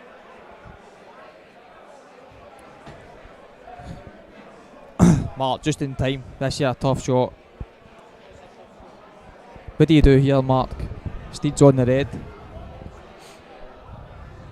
I think you can play that one and kick that out, lead weight. Oh, he's screw back. You've got the one into the middle. Oh, he's came far too far. Got a wee bit of ping there, but you see the one in the middle, the one that is white's next to you, you'd have used that to go into get the red out. Aye, it's too hard now. Yeah. I can't see him finishing this. He's really got to take this cut and run into the red and hope for the red goes into the yellow and nudges the yellow away. It looks like it's thin enough. He's got at least two balls to try and kick here. It's just aye, oh, he's not. He's going how he's got one up the top next to the yellow, top right, and then he's got this one in the cushion. I think he'll take the one in the middle of the table, just to the left of the black spot. Cut that in with lots of top, so he's narrowing the angle, so he can hit this red full ball. I've just left a full. There you go. He's nudged it up. He's on. I think he's played that. I think he's played to try and kick the other one out as well. Yeah. So he's got a fin snick he's in under the all middle. sorts. There's no the only shots he's got here if he runs the red up the top left hand corner and covers the bag. It's quite a negative shot, but he's got a fin snick, but his white's going close to the black. So you think playing the one left to the blue spot, dead weight up to the bag. If it goes in, you've got to cut in the middle and kick the other one out. It's tough. But you think you can cut that, but you couldn't cut no, the other one? If you drop the one to the left of the blue spot, I know what you're saying, but you're saying that you could cut that one, but you couldn't cut the other one, the black end. No, you couldn't. Oh, right. That's in. Oh, the white's in, but he's alright, but he's 14-6 up, so it's one of them, you know, you just put that to the back of your mind. And on another table, Jay, Brian is 10-7 up, he's at the table. He should really go 11-7 here, so... Is Brian on the... Aye, Brian's on the yellows. Aye, that's what it's known. That's what it's known near days of vomit. And on this table here, you've got Stephen is 14-6 up, but it's going 14-7 in a minute. I know my mate that I've known for a long time. He's got 600 on Declan Duff to win the tournament. What price was Declan to win? 5 or 6s. And that's massive. But I don't think anybody's that much of a sure thing in this tournament.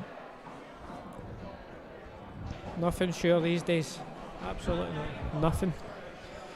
So it's 14-7 and it's Declan's break. No, I think. Wee Brian's about to go 11-7. Yeah, he's going to run this in and take the last yellow into the right middle. You just want to land straight on it, so anywhere straight, you're perfect. He's bit of before, isn't he, wee Brian? He's trying to say he's chubby. Is that what you're trying to say? Oh, it used to be. Oh, aye. Is that still the lockdown belly? Oh, I'm catching up on him. That's what happens to you older. Or was that your excuse? It used to be. Aye. Well, Brian's ran a wee bit too far, so you need to take it into the top right bag. What would you do? Drop it in the middle? What? No, I'm top right. You're so right. See if you drop that in the middle, aye. you could lose a white here behind the red. Just roll it in the corner and that's it. Take a medicine. Just stun it into the corner. Aye, I'm taking the corner. Stayed breaking and he's got a good break. Good shot. He stayed down. Did you see that there? Aye, of course he stayed down. Because the minute you lift your head, you could easily miss it. No, but he stayed down after it. It's a big shot. That's a big shot. Aye, I think a double safe. So Steed, he's going to take reds here. He'll play the plant and top the white out of 2 cushions probably. And enough to nudge that red. It'll come down, but he's going to take the long one. I would be starting with the plant here. Would you? Aye, with loads of top and then that red will come off of there. But he's going to take the long one. If he misses this, he's just opening the frame up for Declan. I think what's in Steed's head is that see the yellows. Because he's thinking of the black, didn't he? But yellow would you take? I know, and I think that's why. He's taking along the red, so I think he's going to pot this and play a containing shot. Oh no, he's played this. He's played the yellow plant. Oh my goodness, that's twice he's went off. Why his last 2 shots he's went off? Thinks he's playing billiards now. And see the thing is, right, I know you're saying it's 14-7, I know, but it ends up 14-10, 14-11 and you're under all sorts. Well, that was Steed's break there, so this should go 14-8 and then it'll go 14-9 if Declan breaks and clears up, and then it puts a wee bit of pressure, because then if Steed doesn't break and dish or win that frame, then before you know it's 14-10 and it's back to 4 frames. I can't believe that shot there. He just sold the jerseys. He's in so much control as well. He must have known the white was going out there. Like you said, I think the red with the shot, you're guaranteed a shot at it. Even take the long one or take the plant. The plant, I would have took the plant. Gets you in the frame and then you can work your way around that. I don't see Declan missing from here. It's just all easy. Just the black. See if the black goes by that red into the top left. It looks like it does. I don't think it does, mate. What about just leaving the one up there for the last? No, he plays a lot of shots. See that there? He played that with side. He doesn't need to. I've noticed that. I think he's pointing to kick the black here. Alright, I will. No, he's not. He's screwing back. Look, he's killing the white. Why did you know? Why did you not nudge your black here if you're playing could go wrong. That could go wrong, but see the thing is, doesn't go in the corner. It must so you'd want to leave the yellow. But that's the thing. Why play that shot before that was side? He does that quite a lot. Play with shots with side. He doesn't need to. And on these blue cloths, the minute you play it with side, it just reacts and spins. Is that just a wee soft screw? No, I think he's going to nudge into it. Think so. If it doesn't go, he's going to nudge into it. If it does go, he's going to screw behind it. And he's nudged into it.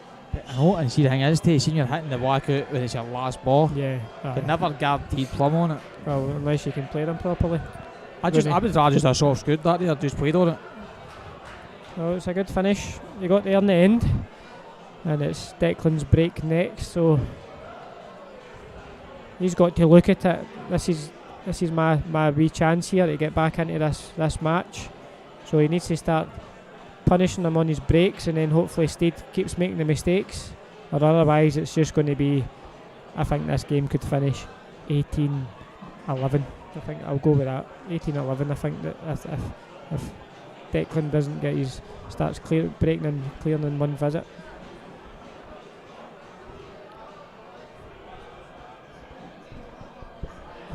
Who's Scotland's all-time top 5, Rooney?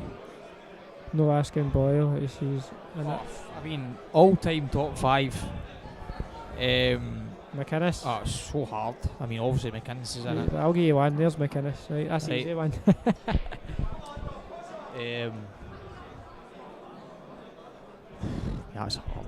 Gibbsy's in it. Especially one frame stuff for the team that I've seen.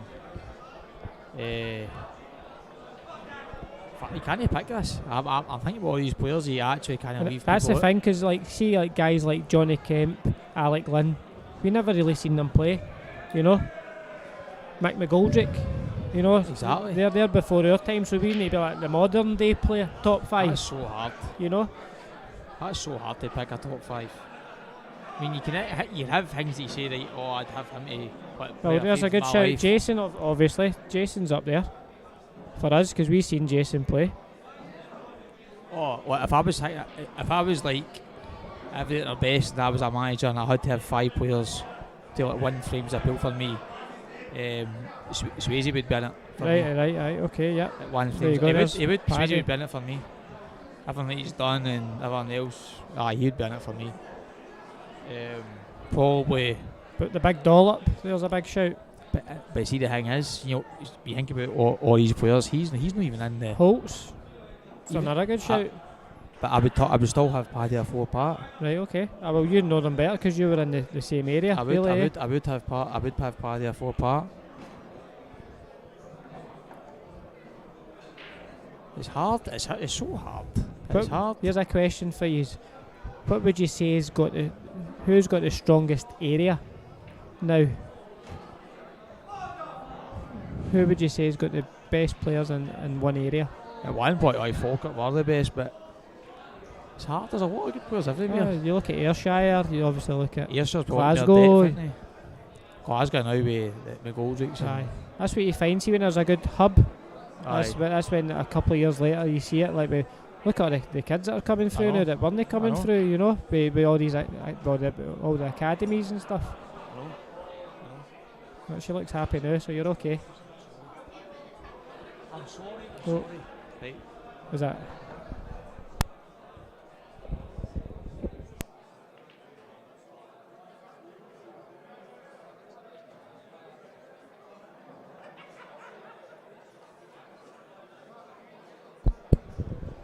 But it's so hard to pick your top 5 ever. But I can guarantee you top 5 ever in Scotland. You've got McInnes. Tam Talent. Swayze's so Tam underrated. I mean, Tam Talent. Tam Talent. I mean, nobody has a light shade like him. Jesus. Mark Fleming. Very good. Dundee's got a good area. And obviously shots opening up there. They've came on leaps and bounds. We used to love Bossman. Bossman's no far away, but like I said, if it was a choice, and I was an decider, and I had to pick between Bossman and Paddy, I would pick Paddy. I'm not just saying that because obviously Paddy's my pal and this and that, but I would. Oh, mates, best But friends. no, but he has that thing about him. He's got the both games, and he's got that. See when he's got. Plus he's lucky. See when he's. Plus he's lucky. He's got the right, like he's headstrong, isn't he? You know, like he's got that bit between his teeth. He's brilliant. He thinks he's the best. Aye. So even though that he's not, but see when he thinks he's the best, it's good for him. Aye. And plus he looks about. See, he's talking his cue. He looks about. He gives you the wee nod, right? And the big fingers when he releases the fingers at the back. It's so funny. That's crazy. He walks about the table, right? He always gives you the wee shake, right? It's like he's in a nightclub, innit? The way he walks He about. does, mate. It's so funny. He's still slagging about this deal. No, I don't. I just I don't look at anybody. I don't bother, Paddy. Aye, but he does, right? I'm around the corner and you can still see me. Yeah, exactly. You know? But sometimes he doesn't get the credit he deserves what he's done in the game and all that, because the way the rules have changed and it didn't suit him. The rules, I've came in at the right time with black ball, because apparently like the old rules, you would just tie in knots. I just think about it, like see Bottle, like he was just so reliable. Oh, Stephen Benny, there's a shout. How class is Stephen Benny? And he hardly plays either.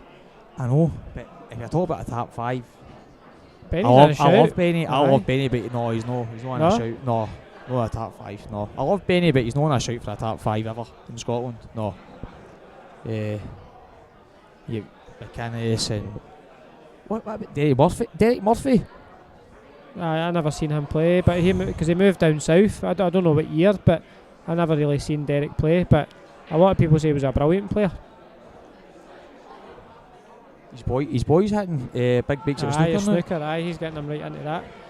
That's Brian Cummins now 11-8 up. Jason won the last one.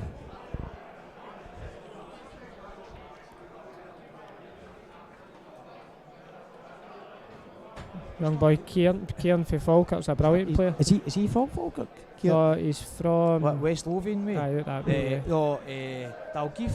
Aye, because he plays at Corner Pocket now. Aye. They sponsor him. I actually played him a couple of months ago. I'll tell you a story. I used to coach him, right? And it was through the snooker at the Red Triangle. And at one point, I was doing long blues with him, and I would get him to feather 2 or 3 times, and then I would cover his eyes with a sheet of paper so he couldn't see the cue. He was hitting 7 and 8 out of 10 on long blues, and it'd be his eyes shut on the backstroke. He was a cueist, an absolute cueist. Brilliant. But he doesn't play snooker anymore. He's just totally involved about pool, but his technique was brilliant back then, So. See, I played him. And he's a great kid. See him just talking about him. He just loves the game. He's got a good family as well, because I know his mum and dad go and watch him and all that. So I went and played. See, he played his first IPA last week, and he loved it. He beat himself up a wee bit, but it's hard, isn't it? Aye, but it's one of them. You've got to. But he was still buzzing because he loved it, and he knows himself. He's learning, So. He's going to be a great player. Aye. Because you can take tell. Time to get used to the pressure and the different experiences, but he can handle it. See pressure to him, he doesn't feel it. He does not feel the pressure. He just wants to pop balls all the time. He's brilliant, absolutely brilliant to watch. No, I played him once, and I was like, he'd be good. And it wasn't until after I played him I found out he's playing this and he's doing this and that. I didn't know anything about him, but he's got such a supportive family and he's got everyone going for him. Yep. So he will do well. He will do well. He's got a good head on his shoulders. I've just watched that last shot Steed played, and he's losing the white ball now. So this is a tough finish, and in my eyes he's got to get this. He's 14-10 down. This. Take the long one first and then just come back. I think he's just going to stun this dead where the white is, where the red is. Just stun it dead. There you go. And then I think he's going to screw across into the yellow. That's the only shot he's got. So only shot he's got to stun across into the yellow. You're right. That's what you're looking at. You're right. That's the only shot he's got. Have you played this game before? Mate, honestly, right. I'm so. See, when George was in here, George was like that. George would say, just knock it out of the bag. just fudge. Right, so he's got to hit this yellow, even if he doesn't catch. He's actually got away with that. He was nowhere near the yellow. It's not bad though. He has. He's got, well, in a way he's got away with it, but in a way he's no. Unless he puts this ball in the middle here. The shot here is, see the yellow on the bulk line. Clip off that and get down behind the black. He's just going game. He's just get the head game on. What's he doing? Stun it and play the. Oh my goodness! I thought he was going to stun it and play the combi. The shot was to clip off that and go down behind the black, because then that yellow's going to come out and snooker him on the one that's over the bag. You've got to play the plan here. No, he doesn't really need to. No, he doesn't need to. So. No, I don't know about that. Oh, he's got to stop. I'd have to be go at that, Mark. It was like a shot to nothing. Because you're just giving him another chance. He can put us in the middle now and pot your red and you're under all sorts. He's left him. He's got to get right at the top of the white, but he needs to watch he doesn't follow through. Oh, that's actually. I feel as if I think Steve should have went for that there. Like cutting the plant.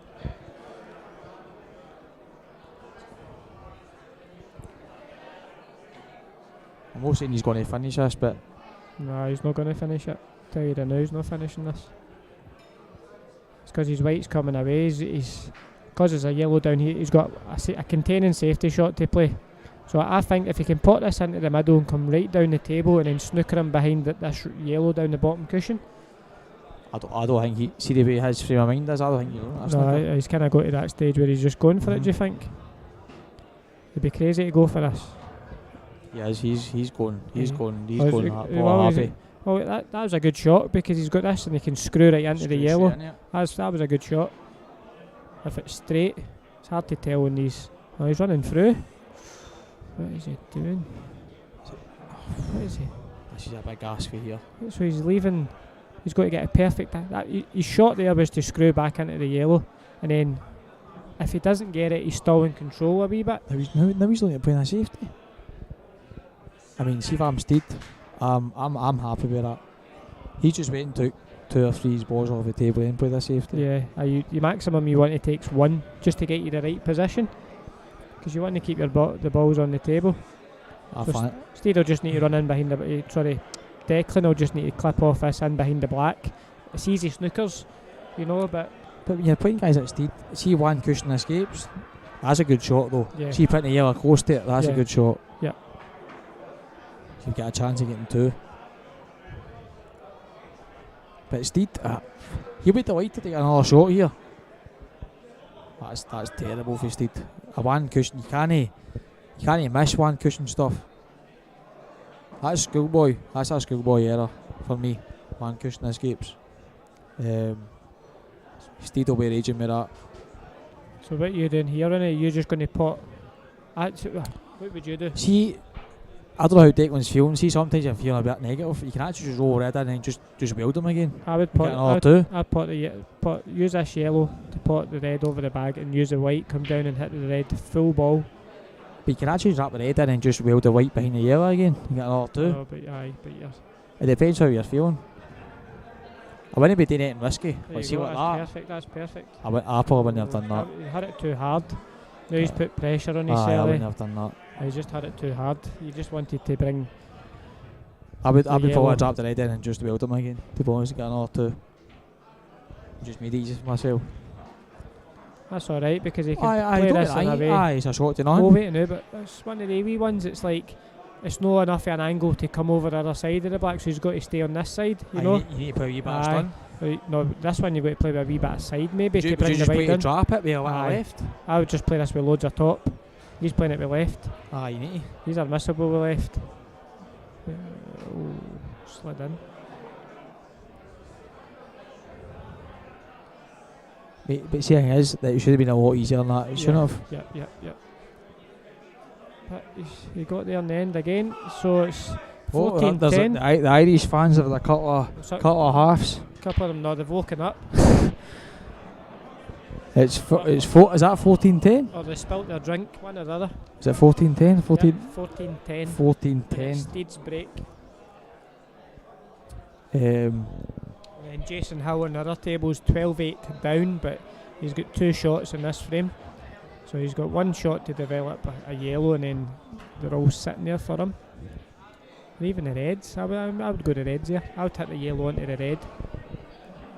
And then that's taking that bag, but then you can pot it and you've got the red into the middles, and then you're away up next to the black. So should be going 12-9 to Jason if he plays the right shot.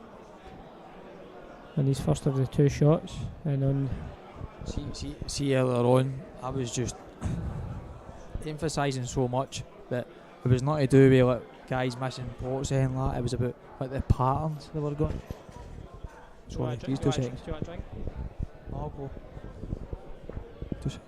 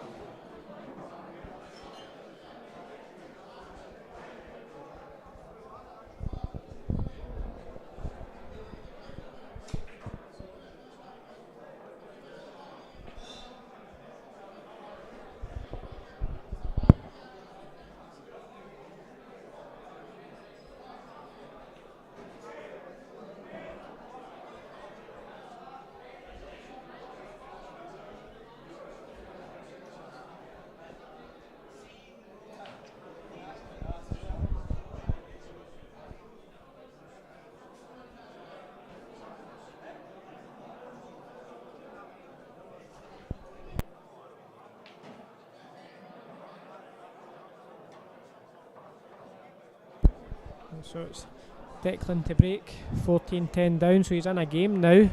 He gets a breaking dish here, puts the pressure right on the Steed, who was running away with this game. But it's not the best of breaks here, but he's left him a bit awkward. It's not a bad wee red and a yellow on his side. Left middle. It's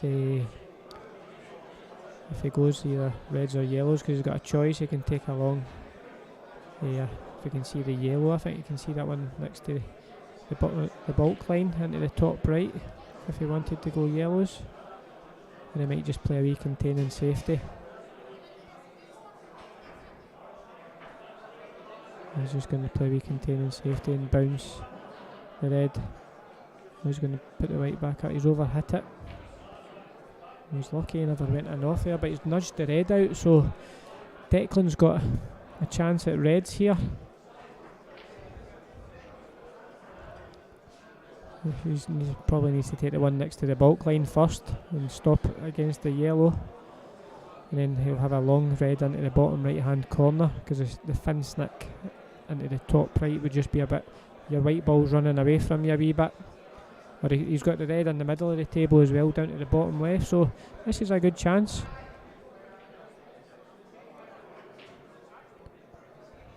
Oh, but he's decided to go yellows.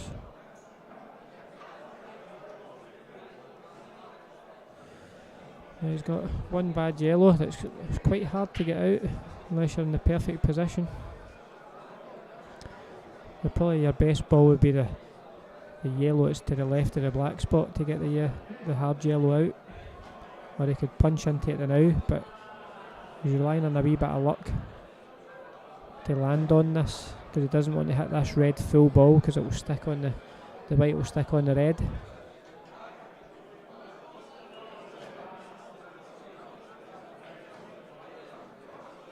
He's played that well. And everything goes now, so if you can pot this off two cushions, come round, swing round, he's got that yellow into the top, the yellow that's in the middle of the table, just to above the black, that goes right into the top left, so he wants to get on that as quick as possible, get that out of the way, and then it's just stunned it in. Look at the ping on that cushion, that's crazy. But he's got lucky there a wee bit, because he's played for that yellow in the top left and he's landed the poker straight on this one into the bottom left, so he'll just roll that in.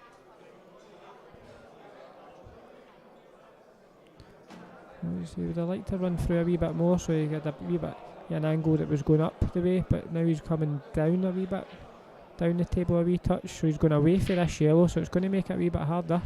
So the white's coming away. He wanted the white to be going up towards the yellow to make it a wee bit easier, and he would like to have been straight on it as well. So he's got to cue and bring the white back for the black into the middle. Well, it's wiggled its way in, that's a good shot. So now it's 14-11 and the pressure's on Steed now, because he's played about 4 or 5 slack shots, Steed. So he needs to get a good breaking dish to settle him back down and kick on again, or Declan's going to make a tight finish of this one.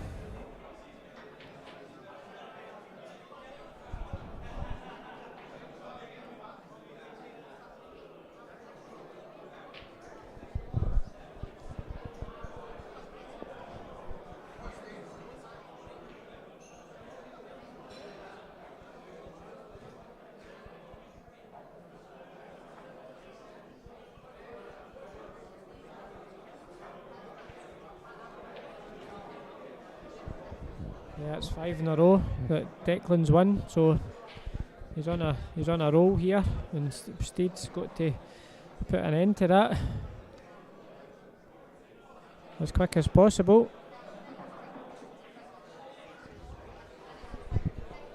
Or it'll be 14 each very soon.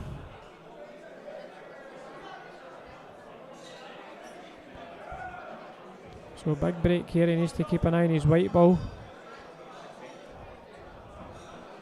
Keep that coming straight back up the middle of the table. He's crouched that break brilliant, and they've split good. He's only got two balls that are together, but if he goes yellows he can bring that out, but he really wants to go reds here. The reds are sitting a lot better, so he's got to work out a way to get that red out. Even if he was to punch that red over the left middle up into the top left and run through just a wee touch. That's right, it was Declan. A good break. So if he runs this through a wee touch, he's leaving an angle while he's coming back. Is he going to play this in off the red or the yellow? And that'll open. He's looking to play the red straight up into the corner.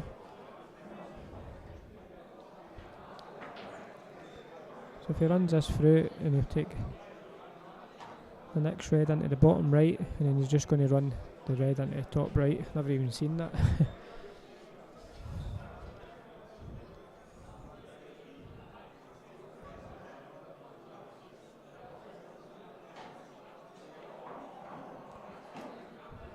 He wanted to be a bit straighter so he could run the white through. So this white's going to go towards this right knuckle.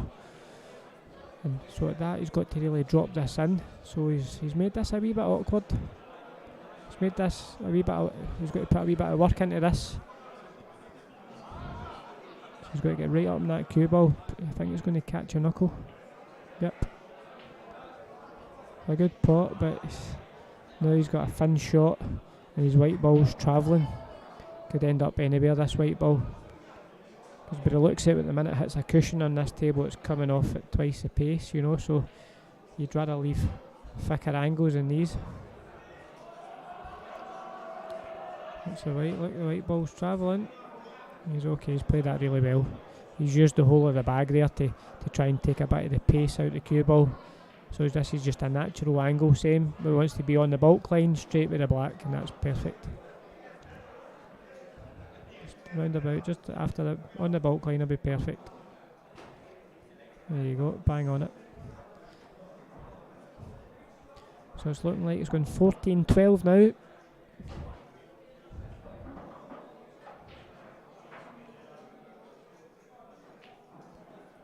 That's 6 in a row, and that's Irish definitely woken up now. You can hear them shouting and bawling.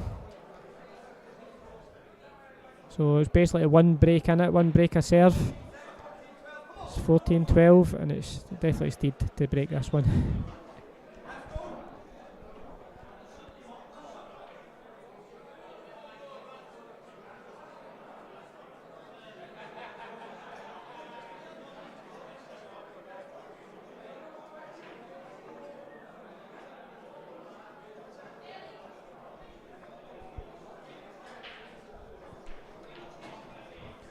On the other table, Jason Hill's played a brilliant shot to get on his last red, and looks like he's going to be bringing it one back again, so it'll be back to 12-10 on the other table.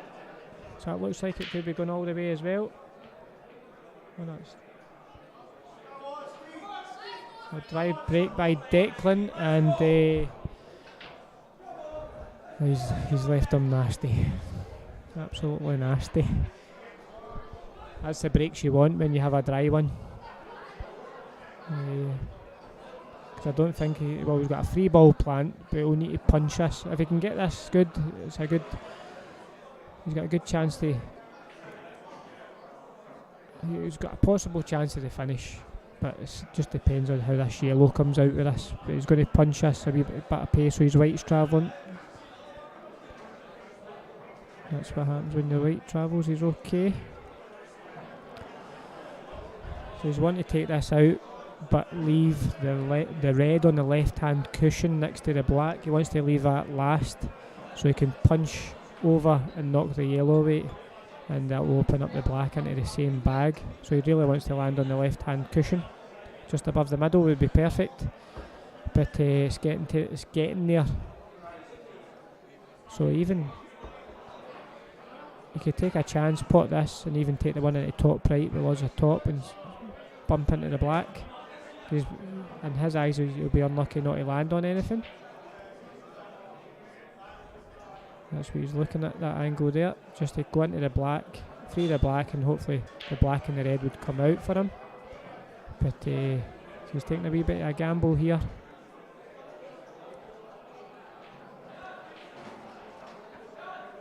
But he's played it well, so might even take this one down, screw back, and nudge the black out again a wee bit more, and the white will stick where the black is, and then he's got the red up the rail.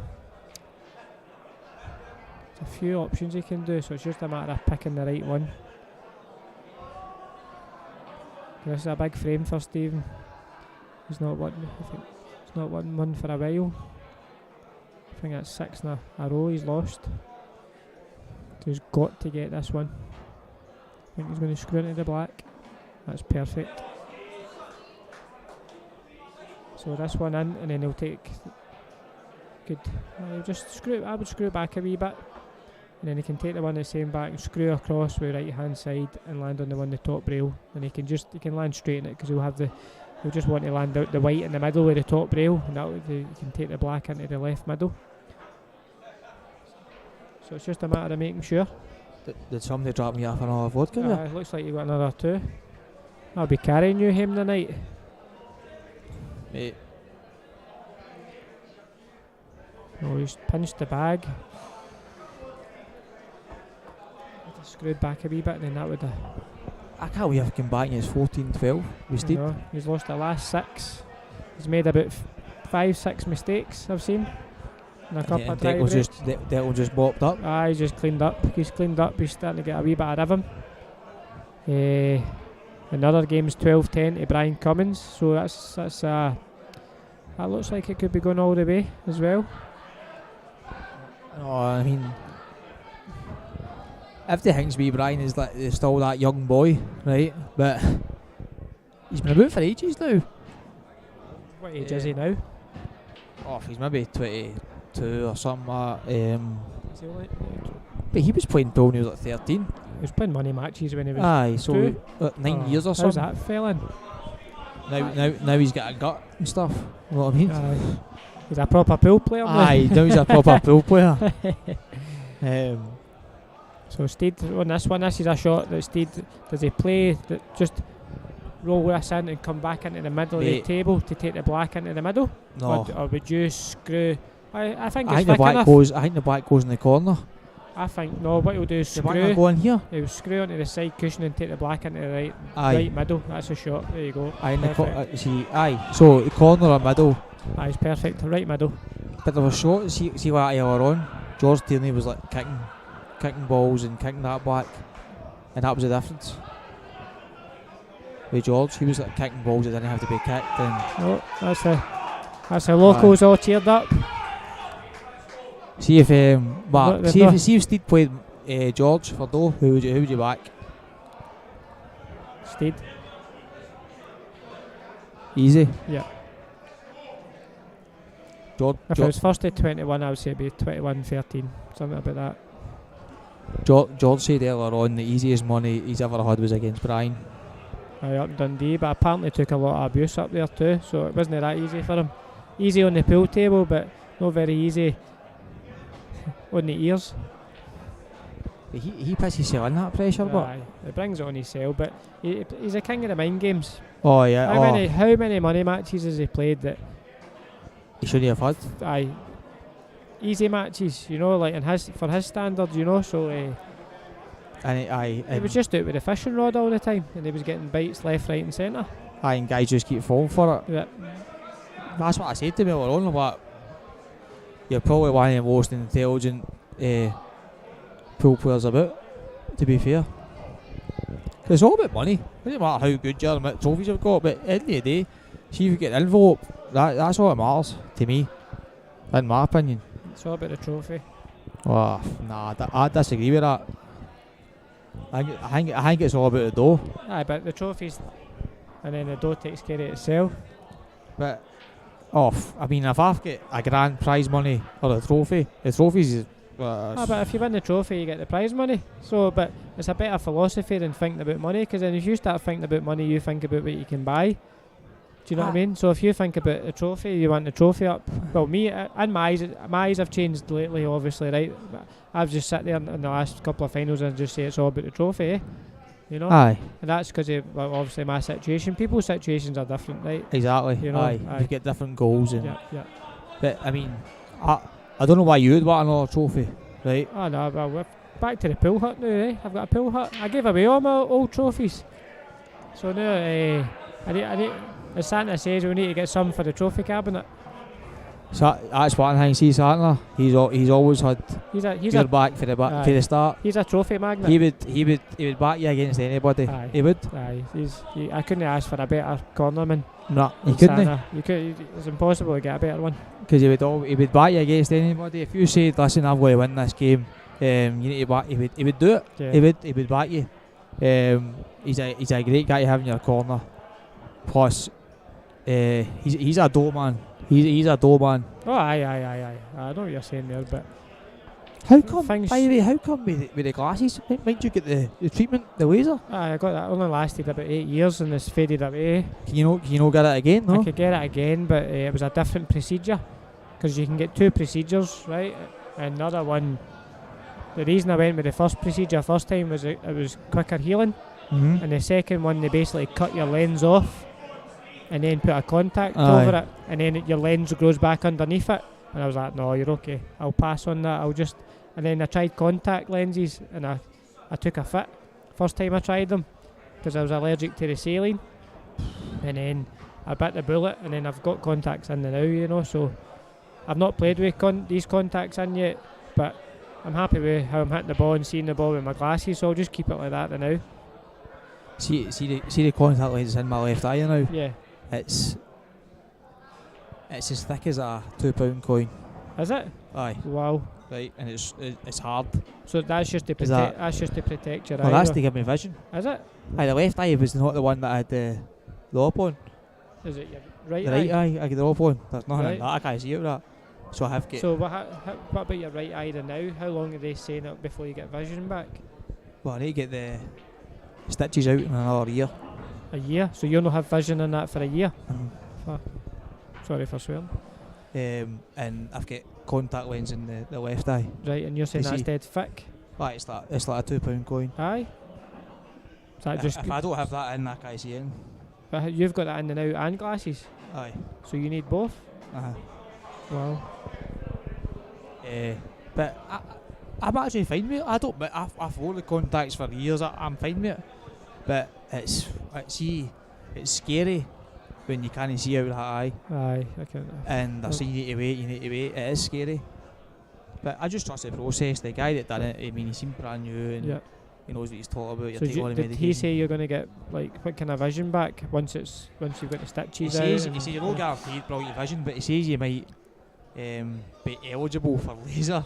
Right, okay. I see the laser treatment. It was amazing. I would do it. See when I came out the room, it was like looking through fog. Right, your eyes were steamed up, but Sky Sports News was on in the reception, and I could read it clear as crystal. It was amazing. But so quickly. Yep, and see the next morning, the fog mistiness went away, and it was like HD, Clear. it was super HD vision. It was amazing. That's unbelievable. That is unbelievable. That's a After good. mine they said they were trying to get me open my eyes and I couldn't. Aye, because of the light and that going in, it would have been hurting your eye. I could drive for months because of the So sunlight. you're not able to drive for a year? Is that how that works too? Are you okay with They actually said to me with my left eye I can, right? but I mean I wouldn't. I don't fancy trust myself to do it. I would if I need to. I would, but no. It's hard Yeah. because it's just you used to see it to do that. You have to go to one. You have to, but you're changing so many angles and whatever. Right, all of a sudden, Steeds won the last two, and 16-12, and on the other table, it's 12-10 to Brian, but I think he still had to put a score on for the last one.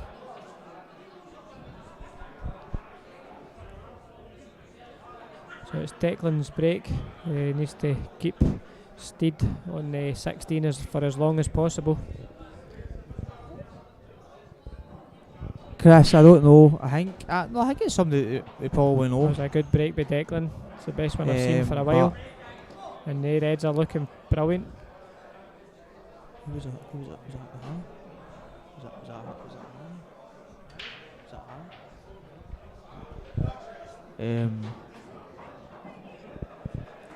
I don't know who 8 ball pool is. Fair there. Keith. I've been buying Mark drinks all night. He's a liar. He owes me a Absolute fortune. Liar. Owes me a fortune.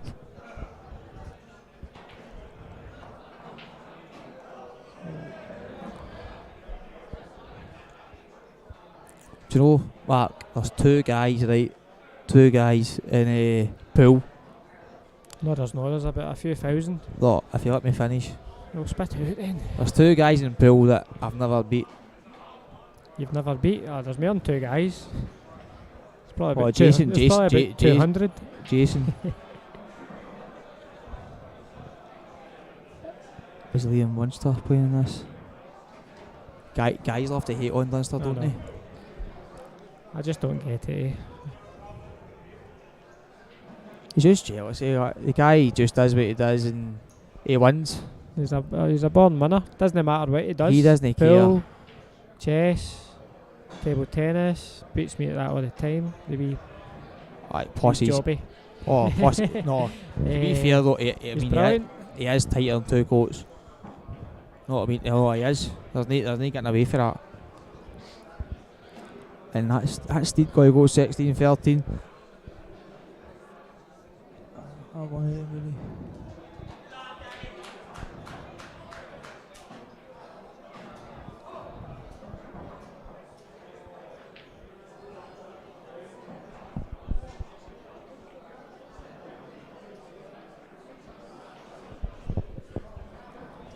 The tightest man to come out of Airdrie.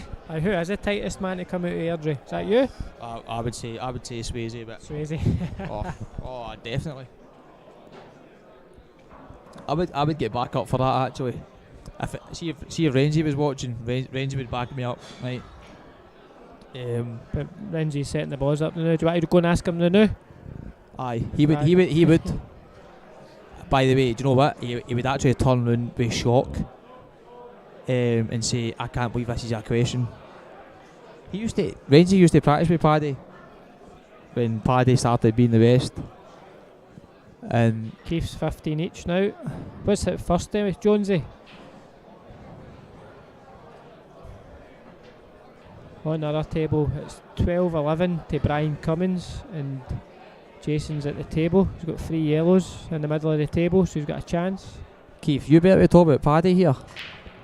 It's a good break by Steed, and they're just... he's got his break working Jonesy, now. you're one of them. What do you mean, Jonesy? These are gone now. It's going to be 17-13 to Steed.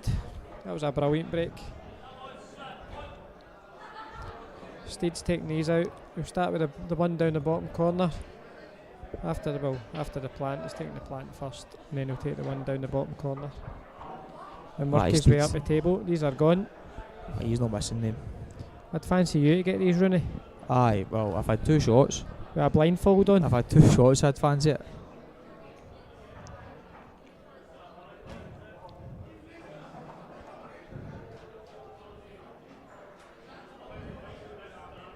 So after this, Declan will need to win every frame that's left.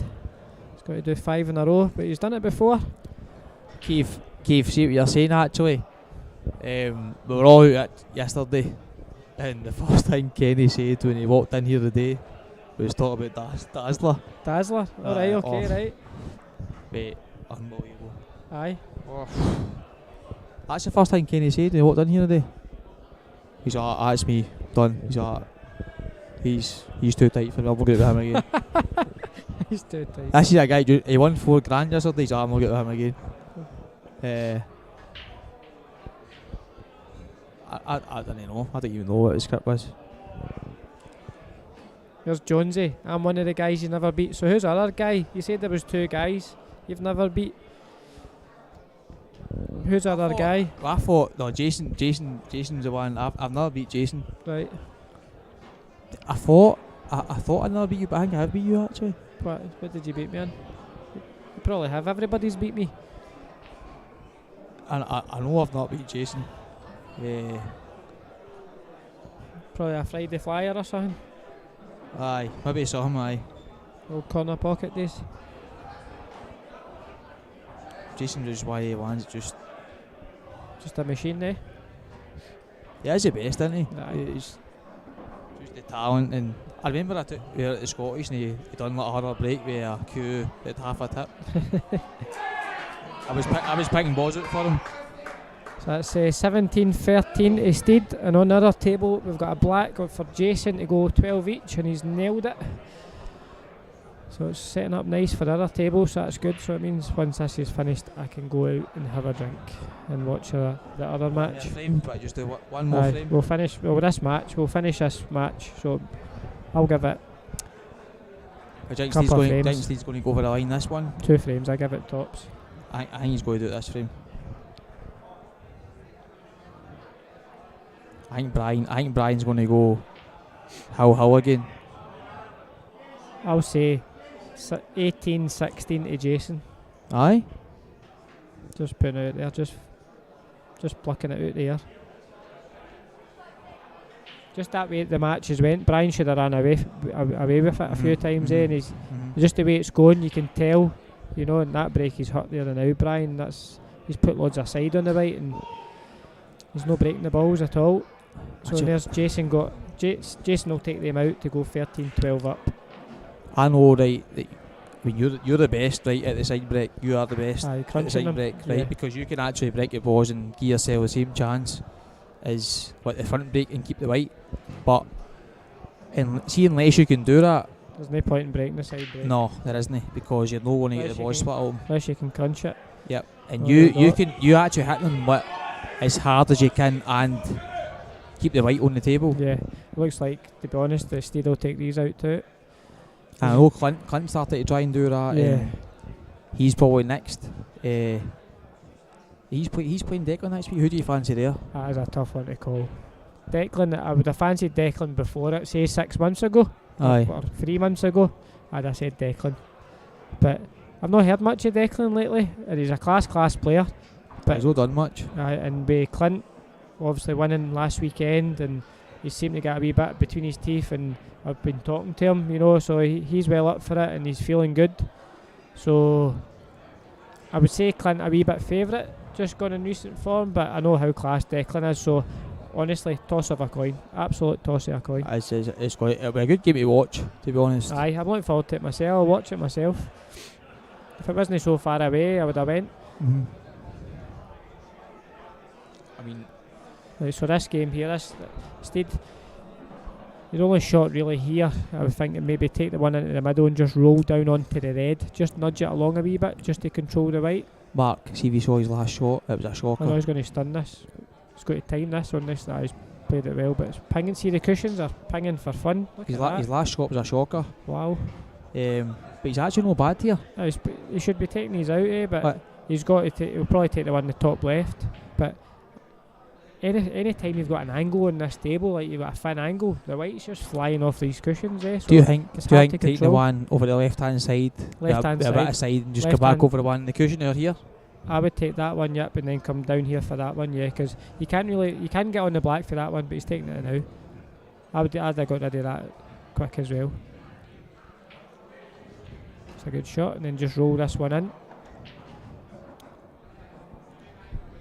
So it's always the hardest for me to win, isn't it? He wants to, he's got to roll this in, but he's still got a shot here to play on this finish to get the proper angle to get down for the black. You want to get rid of the one next to the yellow. He's alright now. Ace up. Aye, he's actually not bad now. Because you can't.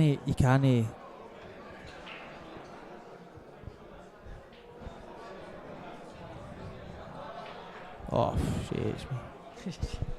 She loves me.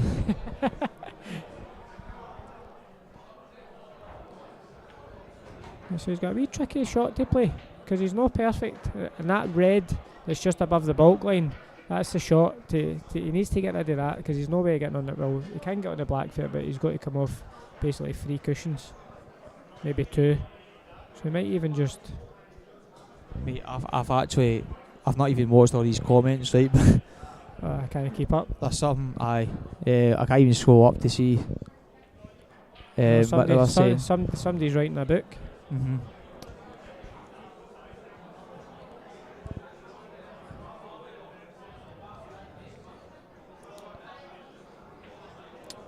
It's probably irrelevant, but we'll concentrate in the game today. Aye. Steed is on the hill, and see, this is it. That's it. By that, he's no perfect. That's what I'm saying. He's got to. He still had one shot to play to get perfect. And see there, he's got a lot of foot to play with there to screw back. So the shot he's looking at next is drop this in, pocket weight, and hold, and he wants to be straight on this red. this shot is like a 1 in 10 to be perfect. Sorry, It's you so could play hard this to 10 land. times It's so to hard to land, land the red and still have a shot take on the black. and You don't have to play it in the corner and roll it through. no, he's got too much of an angle. I think he's straight in the corner, Mark. No, he's not straight. You can tell. See on that, he's going. See if he hits this. He might. The shot is to hit it. See the yellow to the left of it. Loads of top and hit that yellow and Aye. use the banana on the white to stun it down the table, follow it through. It's like a kind of stun effect off that yellow you Aye. would get, and that would bring you right down the table. I mean, I think at worst he's going to land it at the middle bag for a shot in the black here if he plays at the top. He's going to. He's even looking at screwing it off the cushion Right, I like that shot, Mark. because you're punching it, he's screwing it. Look, I like that shot. he's stun. It's like a stun screw he's playing because he's got to get the white across. Oh, he's actually got away By with the that. way, There. he's going to be. He's unlucky. Oh, He's lucky and unlucky, you know. He didn't want to come down that, but he wanted to come the other side of that yellow, just below kind of like the brown spot. He wanted to be the left hand side of that. would you come off the side here, but a bit of side and try and float the black? He's got a double. It's hard not to push it though, is it? Oh, he can play away like he's queuing down towards the bottom cushion. That's the only shot he's got. He's got a double. I think I actually like the shot coming off the side. He's got to play with loads of side. That shot, see the one you're talking about on the side, he's got a better chance with the double. Because that one with the side, you don't know how it's going to really react off the cushion. You know, I just wouldn't fancy not pushing it. Oh, he's fine. He's playing away for it. Oh, he's caught. He never See screwed it. that? I Oh, mean, has he put two shots? that looked like two to me. Yeah. That's what I was saying. Like, I would rather come off the cushion because you're taking the push out the equation. 'Cause it looked to me as if he hit that a few times. And by the way, that is one thing in pool that annoys me. What's that? Oh, push shots. See the amount of people Don't that talk don't to me know. about push shots. Mate, the amount of people that cost me don't a actually money know what push shots are. You don't? It's because world drills you're allowed to see, like the world drills you were allowed to push, and I was like, that's crazy, absolutely crazy. But the whole rule set's crazy, eh? But people think even if you play away, it can't be a push. Nah, I know. Or if the It's white like- if it's the like- white comes back, If you hit the white at the same time the white hits the object ball, it's a push. I played somebody played a shot against me. The white went forward about 10 inches Aye, until it took the back spin. and then came 'Cause back. and then it came back. Aye, Oh, yeah. that's not a push. I'm And like, came mate, back. you heard it about 100 times. Aye, people don't. It does my head in, and most referees are so reluctant to call it. That's why I would always rather let Renzi. That's the thing. It's like see, at the Referee end a of the day, shot. the player should call it for himself. The player knows when they've pushed. Aye, they do it. But see now, if I was like wanting a referee to call it a push, I would let Renzi or John. They're the only ones that would do it. No, they wouldn't do it. I've seen it happen at Biddington hundreds of times. I can't believe how pingy these cushions are. It's flying. That was Steed. That was a good chance for Steed to get out of the line. Yeah. There was just one awkward ball that he had to get perfect position on, and that's all it takes. By the way, I would never have taken that ball there. It was fine. Would you? What does have to? Oh, he's screwing it. No, but I mean, I would never have taken that ball there. I don't know.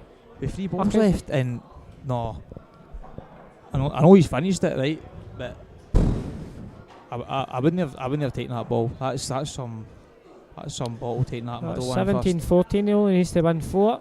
And in a row. that Steed had his chance to get out of the that's line, it. And when you start, don't take your chances. It can come back and bite you. and it was a vomit. What is a vomit? Oh, A tap in, is that? Like, Aye. all right, okay. that's the So object. where did that come? How did That's the. who came up with that, and Well, how I did it come about? I think it was Paddy come up with that. Right, When I so come onto the scene, that was a lingo. was that for the Airdrie. lingo, aye. So Like Neebs and all that day? no, No. Neebs was like a lark call. Was thing that they kept like, saying right, that, aye, right, okay. That was the mine. Right, But okay. vomit was what Paddy. In fact, Kenny, that's over there. Aye. He actually still uses it. Does he? Aye. Oh, aye, He'll aye. be taking over to Canada He there, still uses it. He doesn't care. Brilliant. But He was telling me he plays the 9 ball and that over there. He says there's some setup over there. Well, obviously it's America and 9 ball's huge over there. see, when he was here, he was like at Monklands. He was like one of the top players. He was in the team and blah blah blah. Then he just moved. But I think it was like 8 years ago now he moved. Best thing, they said he came back and then there was like stabbings and shootings and all that. He's like, get me out of here. You know, Mate, but Even couple of weeks ago we were driving through Chapel Halls. I couldn't live here again. Aye, that's what it is. But when you've been over to America and seen it, it's night and day compared to here. Aye, Absolute especially night and when day. you're cutting about with what, 100 grand motors and Aye. roof. You know what I mean?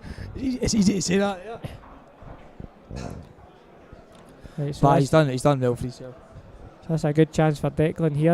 I would take the red over the bag and spin it. Well, you Just just kick hit out it straight thin away. and go for it, get that Kick ball out out. straight Yep, away. kick it out. That's you. It's why the ones that see if you don't get it, yellows are the ball, but it's But the your thing is, chance. I know it's like you could play the safer way and take the red that's right next to the white just now, but you're not getting in it. I didn't know why he's playing it at that pace. Steed. Had to hit it a lot harder. That's no Steed, that's Declan. Sorry.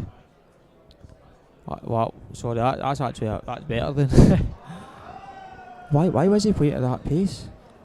That is Steed. That's what it is. I was winding you up. You're trim. I've had too many of these alcohol-free Copperbergs. That's what's happened. I knew it was Steed. I don't know why he's playing at that pace either, because even if he did hit it, he wasn't really nudge it that much out. I'm too busy watching this Jason Hill game as well. He's on a finish to go 14-12 up, and a good chance. He's on the yellows. Yeah, What would you do, yellow in the middle or corner? middle off two, or even just straight, off the straight one. off the two, check. See, it depends on the table that shot, how well the table's playing. If it's a poor table, it's off one. If it's a good table, it's off two. He's missed it. It was.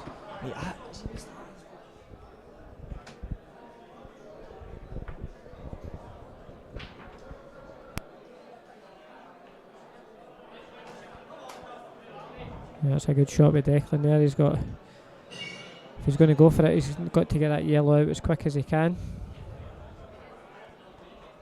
He's got to get the right angle. Probably the one on the left, top left, and get a good angle from that. So even if he pots that into the left middle just now and then takes the one into the right middle, that'll give him the perfect angle to go into his hard ball. That was a bad miss though, eh? Yeah. Oh, he's played that well, but he's unlucky at the same time. But he's still okay. He's got plenty of room to get on it. No, I'm talking about Jason there. That was a shocker. Jason. That was a shocker. But that's a shot there. See if you're trying to grip the white. You still can't miss the pot at this level. No, but I know. But he's obviously thought more about the white there to make sure his white was perfect. And there's Brian missed an easier ball. That's shock. That match has got a few misses in it.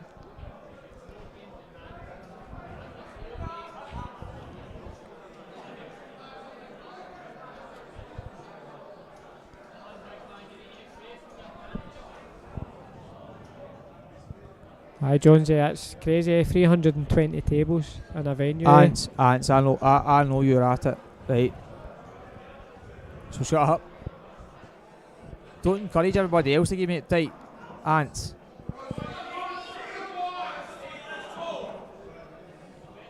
I know what a push is, and I know you know what it is. Big balls taken in, so you're going definitely earlier. Mark Chios' post, he said there are 320 tables. Rooney, see when you're reading the chat, do you need to say it out at the same time? See when you can only read one letter at a time. But doesn't it mean you need to say it at the same time when you read? I know. Because you know I can hear you. I know that. Mark, did you see Ross's post? He said that there is 320 tables at the Predator tourney. Sorry. My name is Rooney.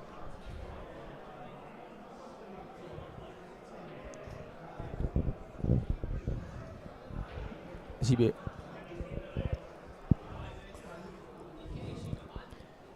Steed's got a great chance here, so if he can just roll this through and land on the bottom cushion. Now he's stunned it, so he's leaving he's leaving an angle so he can run up the table, but he doesn't want to be straight on this. He wants to have a wee angle so he can punch the white out a wee bit, and then it'll just be a natural angle to come off the cushion for the black. So it's all about landing perfect on this red. And watch the pace of the white off the cushion. That's good, he's got a perfect angle. It's just that yellow's in the way a wee bit. So So just once they come off the cushion about 6 inches, just a wee bit, about 2 balls down from the red, and that's perfect just to drop it in. Doesn't really want to stun it out too much, and then he's taking a chance on the yellow.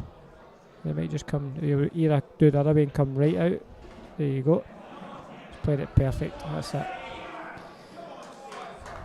Perfect, game over. I think that's the double up, to be honest, in my opinion, because Steed's no missing for here. Brian is looking good. Brian's looking good. He's 13-12 down. But, well, why don't we double up? Why don't we double up? How's that? Got to tell me how that's looking good when you're 13-12. I just don't think you can get beat. How? He's 13-12 down. Well done, Steed. Well deserved winner tonight. 65 year old there. I was 65 at the start of that, and he should have been maybe 1-2 maybe. Don't mind hang right. One of the boys that I know very well, he had 600 on Declan to win the tournament. Well, obviously he sees Declan play all the time, and at the end of the day it's just one match, so you can't play perfect pool every time, but Declan's got a lot of years in him, and every match, big match that he plays, will just make him stronger, so now he keeps doing what he's doing and keeps working on his game. He will definitely be winning tournaments. But see, the thing is, right, see if Steed wins this, right, aye, I can guarantee you they'll say he shouldn't have been been in it. Right. You're always going to get that with these types of events. They'll say he shouldn't have been in it. Doesn't matter who wins it, they're going to say he shouldn't have been in it, he was too good, doesn't matter. You always get that. So, but Brian's got a big shot here because his white's going to be running, and his white's away up the top of the table, and he's snookered. So I thought you said Brian was looking good there for a second. He looks like he's going to go. Still be. If Brian can, it looks like he can clip that in. Tough shot, big frame to go 13 each or 14-12 down. So mate, see if you watched the match earlier on and you were getting odds against Brian, you would never even have thought about it. That's how bad it was. Brian, he was even money for this, So this is the frame that sees Jason even today. This is what was happening all day. He was just cleaning up for mistakes. That's what he does best, And it's because he's no flamboyant. It's not his fault. He just beat us in front of him. And